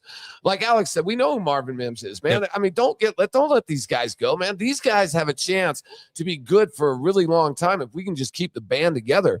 Where are you at with just that continuity and having a coach that I think is probably one of the top 5 coaches in the league? I mean, I think that's fair. Maybe top 10, depending on where you put him. Some people would put him all the way up to 1. Some people would put him 8 or 9, but he's not in the bottom third. No, he's not Nathaniel Hackett. This is why these are all reasons for confidence. But I'm gonna quote my buddy. Vegas knows a lot, and they only got us at 9.5. Where's the disconnect? What am I missing here? I don't think Vegas, the continuity. Oh no, hey, Vegas is wrong. I agree. I hope not to go against everybody like that, but man, when the continuity that you get from year to year, when you have to come into training camp and you have to teach 50 new people the playbook, and I don't know if you guys have ever seen an NFL playbook, but an NFL playbook is like a 6-inch binder, and it's thick, and it is very detailed with every single word that comes out of the quarterback's mouth in the huddle. Well, if you have to teach 50 different people that same cadence or those same things, it takes a lot of time and energy out of those things. Well, now we have basically, again, I can't remember the statistic. I think we're in the high 70% of everybody came back. That means something, especially in pros, man. Pros can go anywhere and make money anywhere. I think there was a quote that I saw where Cortland Sutton got an offer from someone. And he was just like, no, dude, I want to be a Bronco. Yeah. Jacksonville offered like 4 of our dudes money. J.K. Dobbins, they tried to steal a bunch of our people. So how do you quantify that in Vegas to say somebody was given an offer to go somewhere else for more money, for better, X, Y, and Z. And they were like, you know what? I actually like where I'm at right now. And I don't really want to go. I want to create and build with where we're at. And that speaks enormous volumes of how somebody views our team from the inside out. Fans can look at it, and I wear the orange and blue glasses, dude. Like, I am not a fan of really anybody else. There's certain people, I wish Christian McCaffrey would have been a Bronco at some point in time, but still, that's our favorite guy. Yeah, like and a good friend of his. If we could have those people here, we would. But that's the other thing. You have one number, 53, and if you get to that 53rd person, and you're like, we still have talent on this roster. It pains you to say, man, we only have so much, but we need this and need this and need this. And that's where the eggheads kind of come in, where they're just like, well, we can only have 5 receivers. We can only have 5 offensive line. Last Broncos question before we dive into the real estate game. Last year, the Broncos had a wide receiver room that was really wasn't that like, it just didn't jump off the page. But now they got Pat Bryant, Troy Franklin, Cortland Sutton, Jalen Waddle, Marvin Mims. Butler, the new guy, the UFL guy, and Sean Payton's favorite, his stepson, Little Jordan Humphrey. So I mean, now we went from one of the most undesirable, wide receiver rooms to one of the most crowded rooms. Who's the odd man out? Man, way to put me on the spot on that one. Because any guy that's an odd man out will get on another roster. And that's immediately. Immediately. I think it's going to be a trade. I think it'll be a trade. Now, the only thing that I can think that we had what you classified as kind of an undesirable room was the learning of the person that has the ball in their hand. Bo Nix on his 3rd year now. Yeah. Like that speaks volumes as well. It's like drinking like a fire hose. Oh, Evan Ingram, by the way, too. Oh, yeah. Well, I forgot about him. We need our tight ends to do something. Are there enough footballs to distribute? You also forgot about R.J. Harvey coming out of the back. Coming out of the back. Touchdowns. Go ahead. I that one's a hard one, and I don't want to diminish any one of those guys because they all are active roster ready people. I guess the only one that I would kind of give a little bit of a slight to is the newest guy on campus, and that would be Butler from the UFL. He killed it for an entire league. When you are the best in the league at something, yes, the UFL is not the NFL, but when you're at the top of that speaks volumes too. And he did choose us. I know a lot of teams went to him and was like, hey, by the way, 19 teams. Yeah. That went in on him. And he chose us. And regardless of what his deciding factor was, he's still here. So, now everybody is we're in the combine. Can you make your catches? Can you make your reads? Can you listen to the play call? Can you understand when somebody gets to the line and changes the call? Make sure you do the right thing. There was one thing about Marvin Mims where he was a little upset with himself, where I think Bo made a change at the line, and he ended up throwing to open space because Marvin Mims was supposed to be there. I remember that play. And he took it to heart. But that's the other thing of how closely knit. He didn't just shake it out and like, whatever. He actually was just like, okay, we need a galvanizing moment. We need to do that again. But that's the other part about the pros is that you can only do it so many times due to the collective bargaining agreement, stuff like that. It's not like high school where you can run it as many times as you want. It's not like college where you're like, we're going to run this 100 times in a row. Tebow quarterback draw 30 times in a row. It doesn't work. Let me just say this. I think that it would be fair to say that I agree with Alex. There's an awful lot of mouths to feed, but the one thing I trust George Payton and Sean Payton will figure it out. Whether it's a trade, you're gonna have to let some good football players go off this team. Regardless of position, can't carry there's a 7 lot of receivers. Well, you're not going to, right? You're gonna have to cut some of these guys. Yep. I mean, you're gonna have to make some hard choices. I agree, Alex. The number 6 guy, they're going to get a job in 2 hours. I mean, whoever gets 20 minutes, whatever. You know what I'm trying to say. Video, and all NFL teams I'm just saying whether it's 5 minutes or an hour. Okay, right, dude. Can I have 30 seconds? 8.9. The man in the alley. I think is there like 20 like, was it 2,000 players when they get on that final? Yeah, play? they do it now. Everybody they're just gets like this. cut They're at just the on the same phone, like, time. oh, he's there. Okay, let's No, go. remember what you Let's said go. where you said, okay, now when I let this go and I push this button, it's going to go out to, that's how it is on cut day. Yep. Everybody pushes the button and 2,500 players come across the waiver wire. And that's the other thing. You know, if There's a reason why they you make it may- to that last cut, though. you too, may Jess. need you may need an inside backer. You may need I mean, usually every year somebody picks up maybe one guy. You know what I mean? It's usually not more than one on a team like this. So I think we're still, but if I had to say the guys that I would like to see, I wanted to see this Red Murdoch guy, the Mr. Irrelevant, 7th round pick at inside linebacker, because if you had to ask me, and I know both the guys, and so does Alex Instranout and also Alex Singleton. They're people we've met on a personal level. You better strap it up, buddy. Well, I'm just saying, Red Murdoch. Murdoch, man, that dude, and I've only seen the same thing as Alex. We have not been out there, fair disclosure. I will be out there with Alex on Saturday, but well, at least that's what I've been told. Nate, you'll let us know if that's further. But the bottom line is, from what I've seen, this Red Murdoch guy, and we'll ask Troy here in about 4 minutes, he's all over the place. Yeah. And what Alex is right about one thing. He loves these young, hungry dudes on defense, because we knew Alex knew Nick Benito in his rookie year where he only had 8 sacks. I think he only had 2 or 3 sacks at the time Alex noticed him. He said, man, this guy's going to be somebody. And sure enough, that was 35 sacks ago. He's got a good recognition for people. I do too. And I'm going to say this. The only reason I keep bringing up this Akeem Butler guy is there's always the camp darling, right? The Matthew Willis. These guys never really amount to a whole lot, but on training camp, I think maybe that could be what this guy is. All right, Joey. Eric Wolf with ColoradoWolfsHomes.com. Give him a call at 970-691-5299. Listen, real quick. Last one, go ahead. I've been doing some research. I'm looking at some things, and I've seen a lot of the same training conversation with a lot of realtors about the Colorado market is normalizing itself for home buying and purchasing. Can you elaborate on that? We got about 3 minutes, because I want to know what that means. What does that mean, normalizing? I don't understand what that word means when it comes to buying and selling a home. All right. So most of real estate is really dictated off of one main number, and that's going to be your interest rate. If it's low, people are out there, they're buying, they're competing, multiple offers on one home. When it's high, there's less buyers out there. Money's more expensive to borrow. And when you have less buyers out there, you have more sellers. So that's where that balance comes in.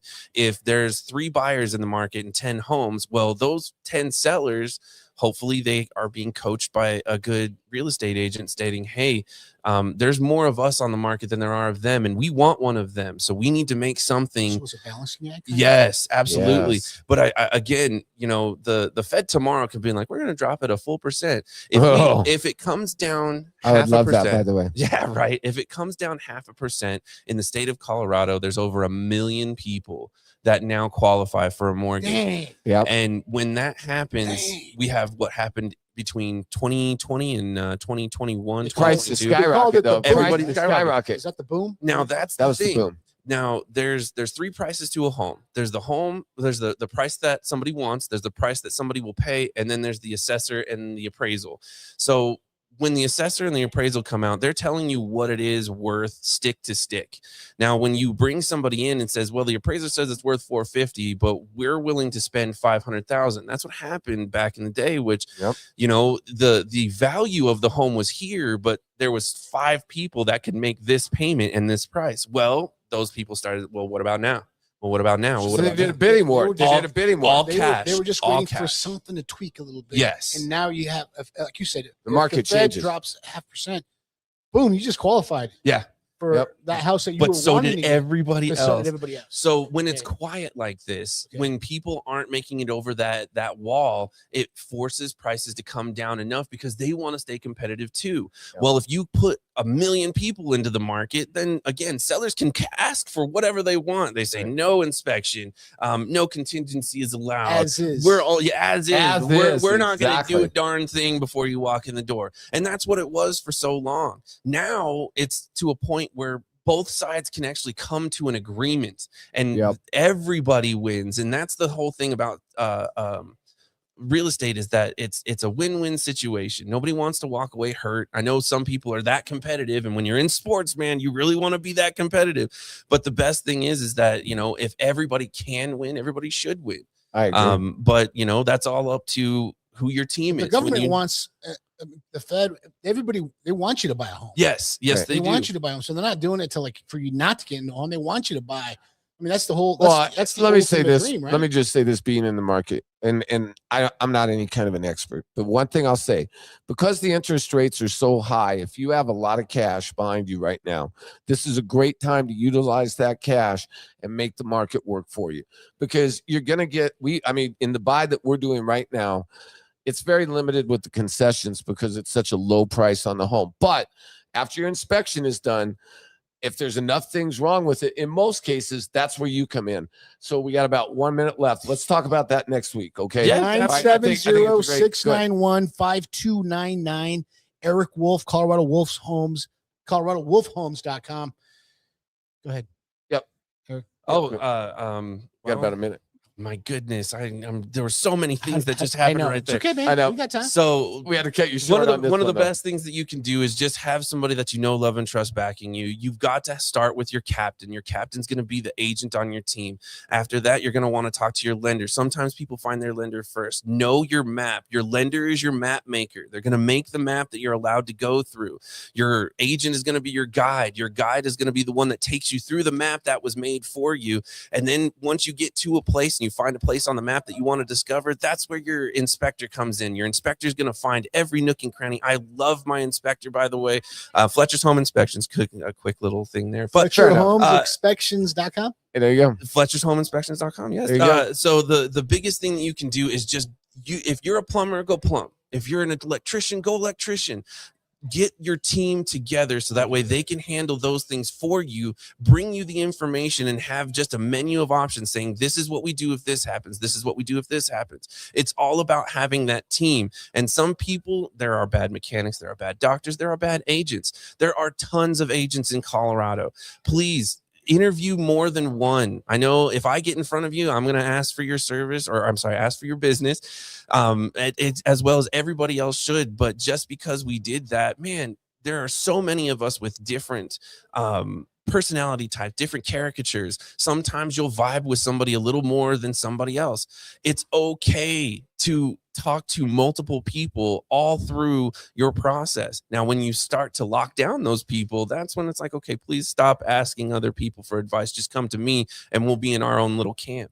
So when you get your team, go with your team, man. They know what's up. There's a policy on the final word that Alex and I created. Know what you know and know what you don't know. Know what you know. And I think that's what's been best served for our show. Yeah, we know. I think it's great. We have baseball experts, like we got Nick, and we have football experts like Joey and I. Right. And we also stay in our lane. We also have our great friend Troy Rank from the Denver Hey, you want to hang Post. back? Hang back. I would love to. Talk a little bit love with Troy Rank. This will be the closest I've ever been. Hey, man, let me tell you, man, Troy Rank coming up next. Always a big treat. And we will be ending the show with him today. It's a special treat on the final word live from number 38. This place starting to fill up. Come down here, have a beer. I'm starting to see and them remember, coming in, Joey. each and every NFL Sunday, catch Eric Wolf at 10:40 a.m. as we dive into a little fantasy football. Maybe he'll give us a couple of teasers, We'll talk a little bit, a little bit of who to parlays. start, who to Whatever we bench. talk about is the NFL, and then we'll give you some real estate advice here each and every Sunday as well. All right, when we get back, Troy Rank from the Denver Post. He'll wrap it up when you return to the final word with Joe Rico and Alex Mears live from number 38. The biggest contest we've ever seen. Seriously, what's the guarantee? They're still talking about it. I think it's time to put the rumors to rest. Showtime. $30 million. $30 million? $30 million? $30 million? That's $30 million guaranteed. 3 contests, multiple ways to win, no rate. Entry starting at $1,000. Enter in Nevada, play from anywhere. My name is Sadie Leffel, and I'm the owner of Grease Diva Garage, and we're located in Frederick, Colorado. What makes us unique from other automotive repair shops is that we are woman-owned, we're locally owned, we offer car care classes for women, and we really are truly a car care center. You can get everything you need for your vehicle right here. Here at Grease Diva Garage, we believe in excellence, integrity, and education. We just happen to be great mechanics. We specialize in classic and vintage vehicles. We have the tooling experience to do everything from engine mechanical all the way through body restoration on all makes and models. So in order to come into Grease Diva Garage, there's multiple ways you can get a hold of us. Through our website at greasedivagarage.com. You can email us at greasedivagarage@yahoo. You can give us a call at 720-731-3000. You can find us on Facebook and Instagram. Multiple ways to get a hold of us. You can make an appointment online as well. We are proud sponsors of The Final Word. Oh, these KDs are fire. KD, you work here? Whatever, kid. Take notes. Every shoe for every athlete, only at Dick's. At the Denver Athletic Club, exceptional facilities and a vibrant community come together to elevate your fitness journey. While the DAC is the perfect place to achieve your health goals through countless sports and activities, we also offer a variety of amenities to support your lifestyle.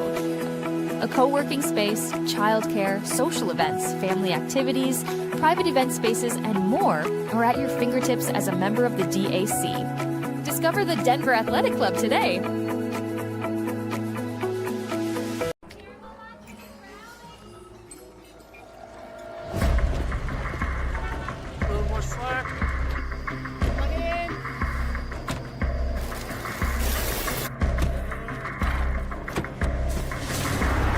Whoever said work smarter, not harder, didn't realize you could do both.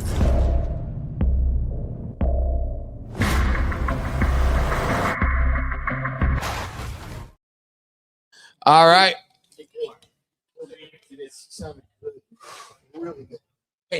Oh, okay. That's right.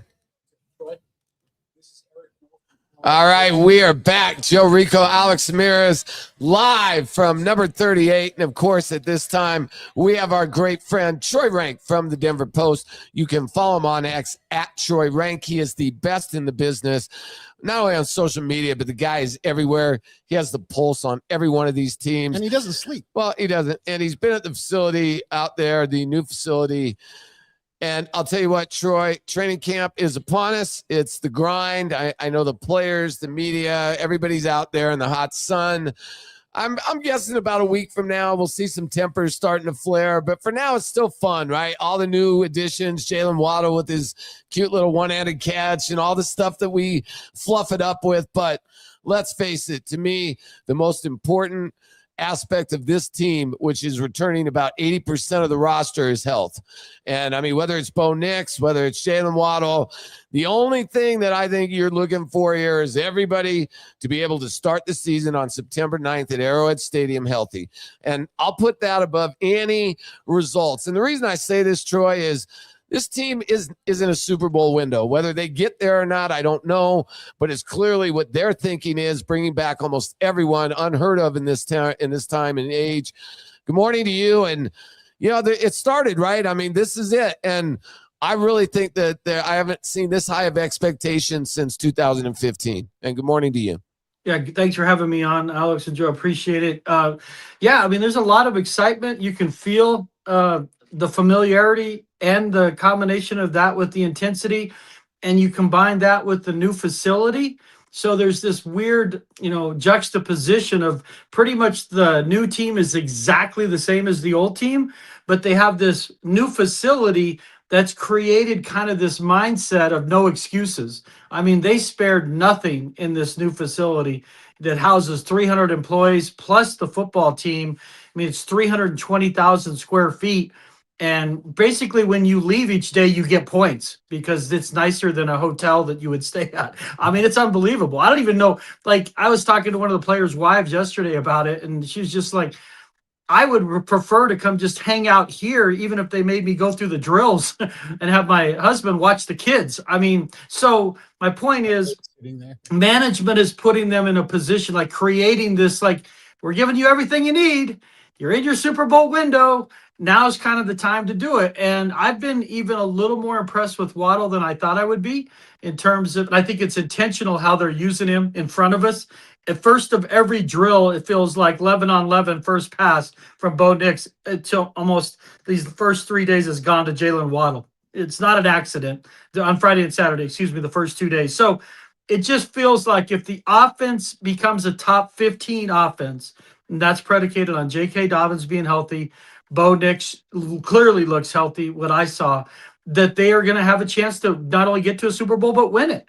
Because their defense is ready now. They're a championship caliber defense. They're replacing one guy in John Franklin Myers. They're going to be good defensively. And they should be better in terms of takeaways because they should lead in more games. If they get trapped where they start playing a bunch of one-score games, even after that first 6, they're going to be in trouble. It's not going to be the season they want. But if this offense starts to gain traction where they're scoring 26, 27 points a game, then they're going to be in position to win the AFC West. And once they do that, then everything, all their goals will remain in front of them. You are listening to Troy Rank from the Denver Post. He's got the pulse on all Colorado sports in the city. Listen, two-part question. First part, you guys had a media tour yesterday, I believe. You guys were able to visit all 3 floors of the new Broncos $175 million facility that they added to the Broncos Dove Valley, sponsored by Common Spirit, whoever's doing that. And second part, President Damani Leach said that there are about 3.5 years, potentially 4 years to get this stadium going. And you were like, hey, we need to speed up this process and get the shovels in the ground. Go ahead, Troy. Yeah, it was fascinating to hear Damani talk as he's sitting in, standing in the lobby of this brand new facility, which is as breathtaking as any in professional sports right now. I can't, in terms of the United States, I can't speak. I was in Tottenham's facility in London, but I can't speak to the world facilities of sports. If there's a nicer headquarters in the United States, I haven't seen it. I mean, it's just 3 levels, right? Can you explain? Yeah, 3 levels, 300 employees, a golf simulator, 95 underground parking spots, a full cafeteria that serves every food you can imagine. The locker room, guys, has a sunken lounge in the middle that just drops down, so players are all like below the level of it, and everywhere they walk, they're basically 50 steps from the field. No matter if they're in the weight room, the cafeteria, the locker room, it all goes right to the field. So as he's sitting in this facility, standing in this facility, talking about this, at the same time, he's expressing frustration of why can't we get this bargaining agreement going with the city so we can start building? I mean, there is a point where, if you're going to be open in 2031, you got to have shovels in the ground clearly by probably 2027. And the Broncos have sent a message in their last 3 press conferences, 2 in March and then 1 yesterday. They're growing increasingly frustrated with the pace of the city. And they were frustrated in March over people they felt like are trying to take advantage of them, over property values, wanting their hand out, take care of us, take care of this. They're spending all their money on the stadium. And you can be pissed about the private seat licenses. I get it. But when they're going to foot the bill for $3 billion or $4 billion, that's every other place is getting still, like Kansas City, these other places are still using tax dollars. They're not using that. So they're starting to get frustrated. And I'm telling you right now, if the city doesn't figure this out, I'm telling you, Denver, don't screw this up, because they could within weeks turn around and start a stadium in Lone Tree. Literally, they would have shovels in the ground within weeks. So Denver, I'm telling you, if you want to keep playing games with the Broncos, there's going to be a point, because they keep feeling like, oh, they already bought all this land up. They're trapped. We're going to get everything we want out of them. Well, you know what Walmart would do in the way they run business? They would turn around and sell that land and then go start another project down the road. So Denver, if you can't see the message they're sending in these press conferences, heaven help you, because then there's going to come a point. Again, we all believe it's going to be there, but they're starting to get pissed off. Like, enough. Start doing what you said you're going to do, because we've done everything on our end. They can't even release renderings yet. The Chiefs have done that. The Panthers are doing that, and they were months behind the Broncos. They can't do that because they can't get this stuff taken care of with the city council. So real quick, 2-parter here for me. And then I've also got Eric Wolf from ColoradoWolfHomes.com. This is his first appearance with us today. And we let him stick around and hang out. Guy knows his sports pretty well, but I'll have him answer after I've got a couple, because, I mean, the one thing I think of is that this team has been very disrespected by Las Vegas, and Bo Nix in the offseason has been extremely disrespected in his offseason rankings. I would say that I'll ask you to start with the team, 9.5 wins. That was the amount last year. And this team went out and won 14 games. I understand the one-score game, but Troy, I don't think they're going to play in many one-score games. I think the offense does take an uptick of a few points. And I think that this team rested starters a few years ago, or a few games. I think that they have some blowouts this year. Why the disrespect on the Broncos at 9.5? And then Bo Nix. I mean, I've seen rankings 18, 20. I mean, this guy, to me, seems he's won 24 games, which I believe ties an NFL record for the most wins. He leads his class in the following categories: touchdowns, yards, wins. I mean, what else do you want the guy to do? And yet he's the 18th ranked best quarterback in the National Football League. I mean, what's going on? Why are the local guys and the local press actually higher on the team this year than the national media? Well, part of it is when they had standalone games last year, their offense stunk, and they were terrible early in games. I mean, they played a game against the Raiders on Thursday night that, I mean, I thought I was going to have my, retinas, fixed, and, because my eyeballs were bleeding. It was one of the worst games I've ever seen in person. And they did that again at London against the Jets. Unwatchable offense. Against the Raiders on Thursday night, they turtled completely against the Chiefs and Chargers at the end of the season. So when those games are standalone, Christmas, Thursday night in London, the national perception is this team is more lucky than they are good. And certainly if you feel that way, then you look at the one-score games, 12-3, you really do believe it. I mean, thus us locally will be the first to tell you their early down efficiency and early in games is terrible, and it has to improve if they're going to get out of these one-score games. But as bad as Nix could be in the first half, he was the best quarterback in football in the fourth quarter. And if you're going to do one or the other, if you ask me, do you want my quarterback the best in the first half or the second, or best in the first quarter or the fourth, I'm going to take the end, obviously. And so Nix doesn't get enough credit for that, because once you decide that's luck and not skill, then you just dismiss him. And some of it, when I talk to my folks in Vegas, they just don't trust the ankle. I think there's a little panic there that's unnecessary based on everything I've seen. Now, it doesn't mean he can't get hurt again, but his mobility looks better, frankly, now than it's looked any time when he was a Bronco, because he had injuries after his Oregon season, and then had an injury at the end of his rookie season. So now, to me, you never want surgery, but he looks healthier than he has. So the disrespect comes from nobody believes they're going to be able to win that many one-score games, and history will tell you teams that win that many one-score games typically, spiral the next year. That's number one. Number two is the fact that everyone's falling in love with the Chargers and Chiefs. And so there's this feeling that the Broncos had their magical run, and now either the Chargers or Chiefs are going to win the division. I don't get the love for the Chiefs. I'll be honest. I get the Mahomes, Andy Reid thing. Mahomes, I don't know what he's going to look like early in the season, but their receiving core scares no one, and they're so young defensively, and they were terrible on third down last year defensively. So I don't get the love for the Chiefs at all. The Chargers is a different story.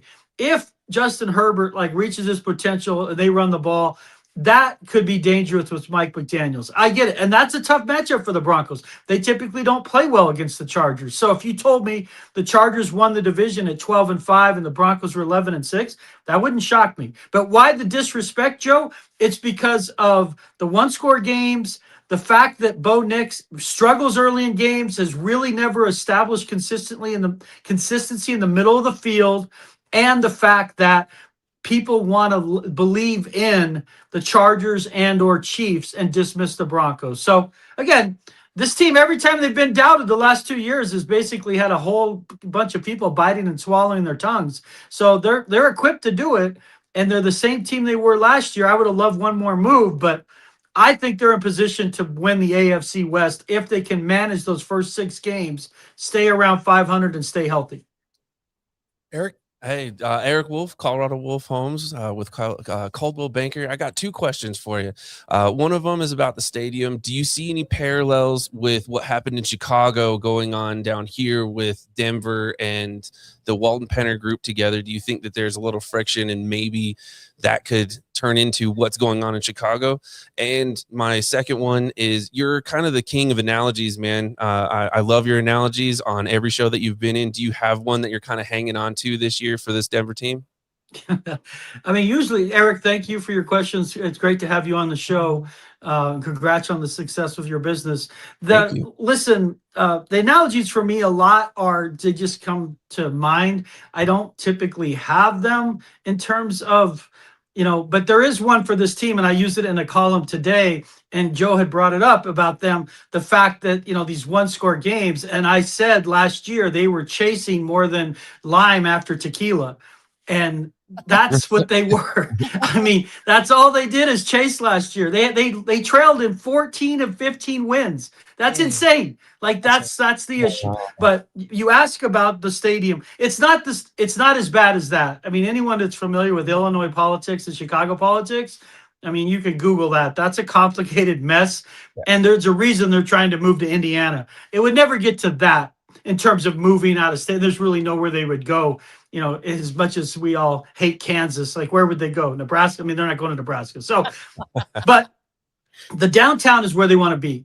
They have been in downtown in their city, is my understanding, longer than any team in the NFL, because everyone wants to bring up the Green Bay Packers. They played in Milwaukee for a while. Yep. And so they weren't just in Green Bay that whole time. The Denver Broncos have played in Denver at pretty much that footprint since 1960. They don't want to leave the area, but they need cooperation. And I'm not saying that, bow down to the corporate behemoth, but when someone's paying the bill, $4 billion or whatever that number is, to build an entertainment district, that if you take away the people that aren't going to the games, people will benefit from the entertainment district. And if you're late to get the shovels in the ground, that's a year where maybe you don't get a Final Four. Maybe you don't get a Super Bowl. Maybe you don't get a WrestleMania. Like, there's so many events that will be available to Denver that aren't right now regularly. What are we doing? Like, let's go. Let's go. It's not just, this is what I'm saying. It's not just about the Broncos here. If you hated the Broncos, this facility's more than that. It's an entertainment district. And so, I mean, I just hope they get their act together, because I wrote months ago that I wanted it to stay in Denver. It's the Denver Broncos. It's not the Lone Tree Broncos, and it would feel different if it's out there. And so that's where I want it to stay in Denver. They're not at that point, but I'm just saying, guys, keep an eye on it. The Broncos are growing frustrated, and when they say it in a press conference, then behind the scenes privately, there's even more angst and more sense of urgency to let's get this going. No, I get it, Troy, and I understand what you're saying about the Lone Tree. I mean, at the end of the day, as long as it's in the facility of the Colorado region, not necessarily in downtown Denver, because it's oversaturated already, who cares? I mean, if the Broncos aren't in Denver and the Broncos are building a new stadium that, like you said, they're not, this is the third time they've mentioned this in a press conference. They're like, well, we're still looking to making that move over to Barnum Yards and this and that, whatever. As long as it's in the city limits on I-25 and whatever, you can get there. However you get there, it's still the Denver Broncos. So you can call a pig fat, but it's still a pig. If you put red lipstick on it, it's still a pig. It doesn't matter. It's the same thing. My concern is there enough footballs to distribute in the Broncos offensive room right now with the wide receiver group, which is I'm really concerned with. You got Pat Bryant, you got Trey Franklin, you got Sutton, Mims, the new guy from the UFL, and then Waddle, and then Butler, and then you have the tight end Evan Ingram.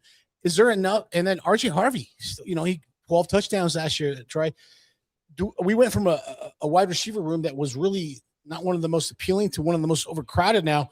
Who, as you see after day 4 of training camp, who is the odd man out if you had to make a decision right now on August 2nd? Well, Franklin's targets are going to go way down. I mean, he led them in targets until the last couple of weeks of the season. So, I mean, he went over 100. I mean, whatever his targets are, take them down by 40, 50. I mean, Waddle's going to get, my guess, they're going to be very intentional. He's going to get 10 targets a game. I mean, I would not be shocked, in other words, if he's at 160 targets at the end of the season, and Sutton's going to be at what, 130? So the guy that's going to eat it and wear it is probably Franklin, because he was the true number 2 last year. And so when you ask about Bryant and you ask about Mims and you ask about Franklin, I would just tell you there's going to be games where they see matchups they like with them. And so in fewer opportunities, they have to try to make a bigger impact. Mims, we talk about him. He's looked great early, and it is early, but they view him as a gadget player. So his role for me isn't really going to change. There'll be a week he has 5 targets, then he'll have 1, then he'll have 6, then he'll have 0, then he'll have 5, then he'll have 2. Though, Troy. But he's not, in their mind, he's not it's a matchup dependent thing, Alex. We've said this about Mims for 2 years, and it never comes to fruition. And I'll just tell you this.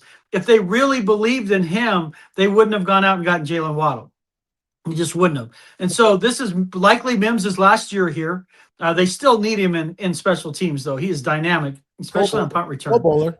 Exactly. But Mims' role, I don't think you're going to see it change much at the end of the year. His stats will look similar because they use him like a gadget player. Troy Franklin's numbers are going to come down, at least in terms of targets and receptions, because he's just going to get fewer of them.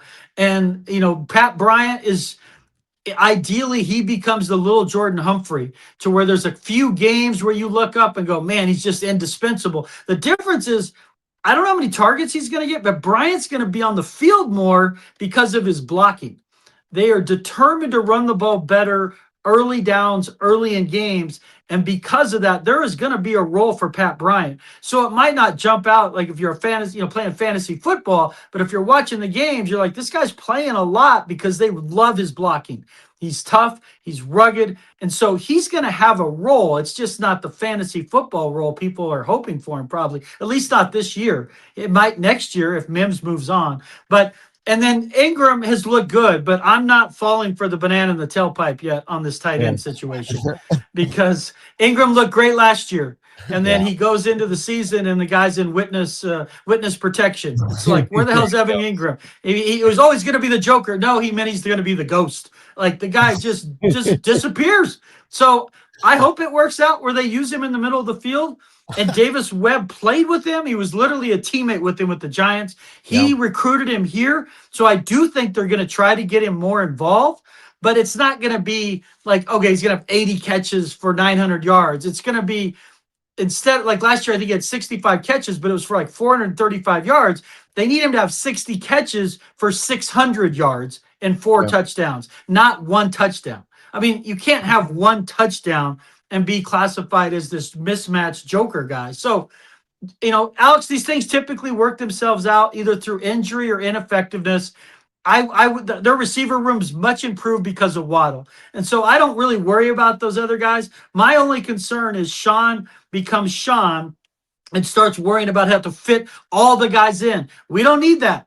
Yeah. Worry about Waddle and Sutton, and then make everyone else fit around them. Because if we have games where we cover and they lose, 21-20, and Waddle has 2 targets, I'm going to literally lose my mind. Like, you don't trade for this guy and then give, Troy Franklin 8 targets because you love the matchup. Uncle, go to Waddle. He's your guy. Make it very intentional. And I think Davis Webb will. Well, let me just say, first of all, because we are about out of time, obviously. Is our age group, though, Joe. That's just hilarious. I'm not sure Eric knows that. Yeah, really hook up. I get it. I get it. So real quick, if I thank you, I just wanted to say this. This is the year, to me, where it's put up or shut up for all the Denver sports teams outside of the Rockies. If you're the Nuggets, I'm tired of hearing about it. I am. You trade Jokic. I mean, that's where I'm at. If you can't make it work this year, calm down. Hey, listen, man, get something at the trade deadline, because he's out of here. If you're going to put a bunch of jokes around him and you don't take it seriously this year, as presently composed, this team isn't winning anything. The Colorado Avalanche, same thing. You guys kept your coach. You kept everyone together. You kept the core together. Put up or shut up. Denver Broncos, you kept your coach, you kept everybody together, you made one change, an offensive coordinator. Put up or shut up. Because I'll be honest with you, these windows are closing. I mean, for the Avalanche and Nuggets, this might be the last year you could say there even is a window. And Nathan McKinnon and Nikola Jokic, I mean, Mac will stay, but Nikola Jokic, man, he's about out of here. I mean, would you say that it's vital for the Broncos, Nuggets, and the Broncos are still got Knicks, but I'm telling you, I think it's put up or shut up time. I don't want to hear anything from these guys. Go out and win a championship. You did everything you said. You put all your cards in the middle of the table. Go out and win. That's where I'm at with all three of them. Where are you at? I mean, is that a fair attitude for a Colorado sports fan with the Broncos, Nuggets, and Avalanche 2 minutes. right now? 2 minutes. Yeah, it feels like you're having a fever dream there, Joey. Put an ice pack on your head there, man. Listen, it's fair for the Broncos because once you pay Bo Nix, it gets increasingly difficult once you don't have him on a rookie contract. So the next 2 years, so even if you give him an extension, he'll be manageable for 2 more years, this year and next year on his contract. So that's really the big window for the Broncos because after this year, you're going to start losing guys. You're just going to have to move on from guys. Regarding the Nuggets, I wrote about it. They're becoming the Bucks with Giannis. They meant well by paying Gordon and Brown and Murray, but now they're stuck. They're stuck. They can't trade these guys. They have no depth again. They have no real backup for Jokic. And everyone keeps telling me it's not a big deal that Jokic is not signing the contract.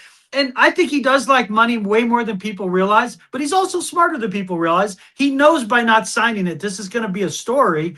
And so I think you need to just know, Joe, with them, they're out of their championship window for me. It's closed. Yeah. But what is the vision now going forward? Because Jokic turns 32 this season. He's still got probably 3 years in his prime, probably 5 good years. What is your vision for those 5 years to sell him, to keep him here? What's that going to look like?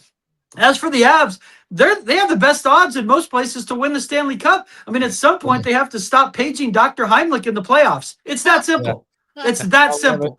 You can't keep losing in the playoffs and be this good during the season. But we'll see. They didn't do much this offseason, but they're in position. They're a great team. I like their chances way more if they figured out in the playoffs. Nuggets, to me, the championship window is now closed. I love it, Troy. That is Troy Rank. You can catch him on Twitter, or excuse me, on X, Twitter, whatever it is, at Troy Rank. And, you have a great show with Eric Goodman. We watch it. We steal. You guys are amazing together. I grab all information. Yeah, I grab tons of information from you guys. Keep Eric Goodman in line, all right? Yeah, Stop him around. Stop that guy. I mean, tell that guy, man, to take care of you, okay? I hope he takes care of you as good as we do, okay? We're about 30 seconds over. Hey, listen, Troy, thank you so much for everything that you do for us and the Colorado sports community and listeners and your followers and your takes. And listen, he's the best. You're the best, man. He's the best. Besides Mike Bliss, which is one of our good friends as well, you're the Mount Rushmore for me right now. Kliss and Rank are up there right now. They're both up there, man. Up there right now. That's a hard list. I think Irv Brown's got to be at the head of that list if you had to ask me. Yeah. I think if we all look down on that one. Man, hey, great. Love you, Troy. Thank you for everything you do. Please stay safe, and we'll talk to you again next week. Thank you, got it, guys. Take care. Have a great Sunday. All right, what a great show for all of us here at The Final Word. Myself, my partner, Alex Smears, the great Eric Wolf from Colorado Wolf. Eric Wolf is starting. Hey, man, this guy's a stud, man. He knows what's up. Then we got the man behind the glass, Nick Archuleta, the only guy I've ever met who's toured all 30 major league parks. He's now a celebrity in my world. Bill Foss, love you, man. Yep. And of course, that's it. That's who we had today. Hey, man, we will talk to you again next week. Colorado, the final word is back.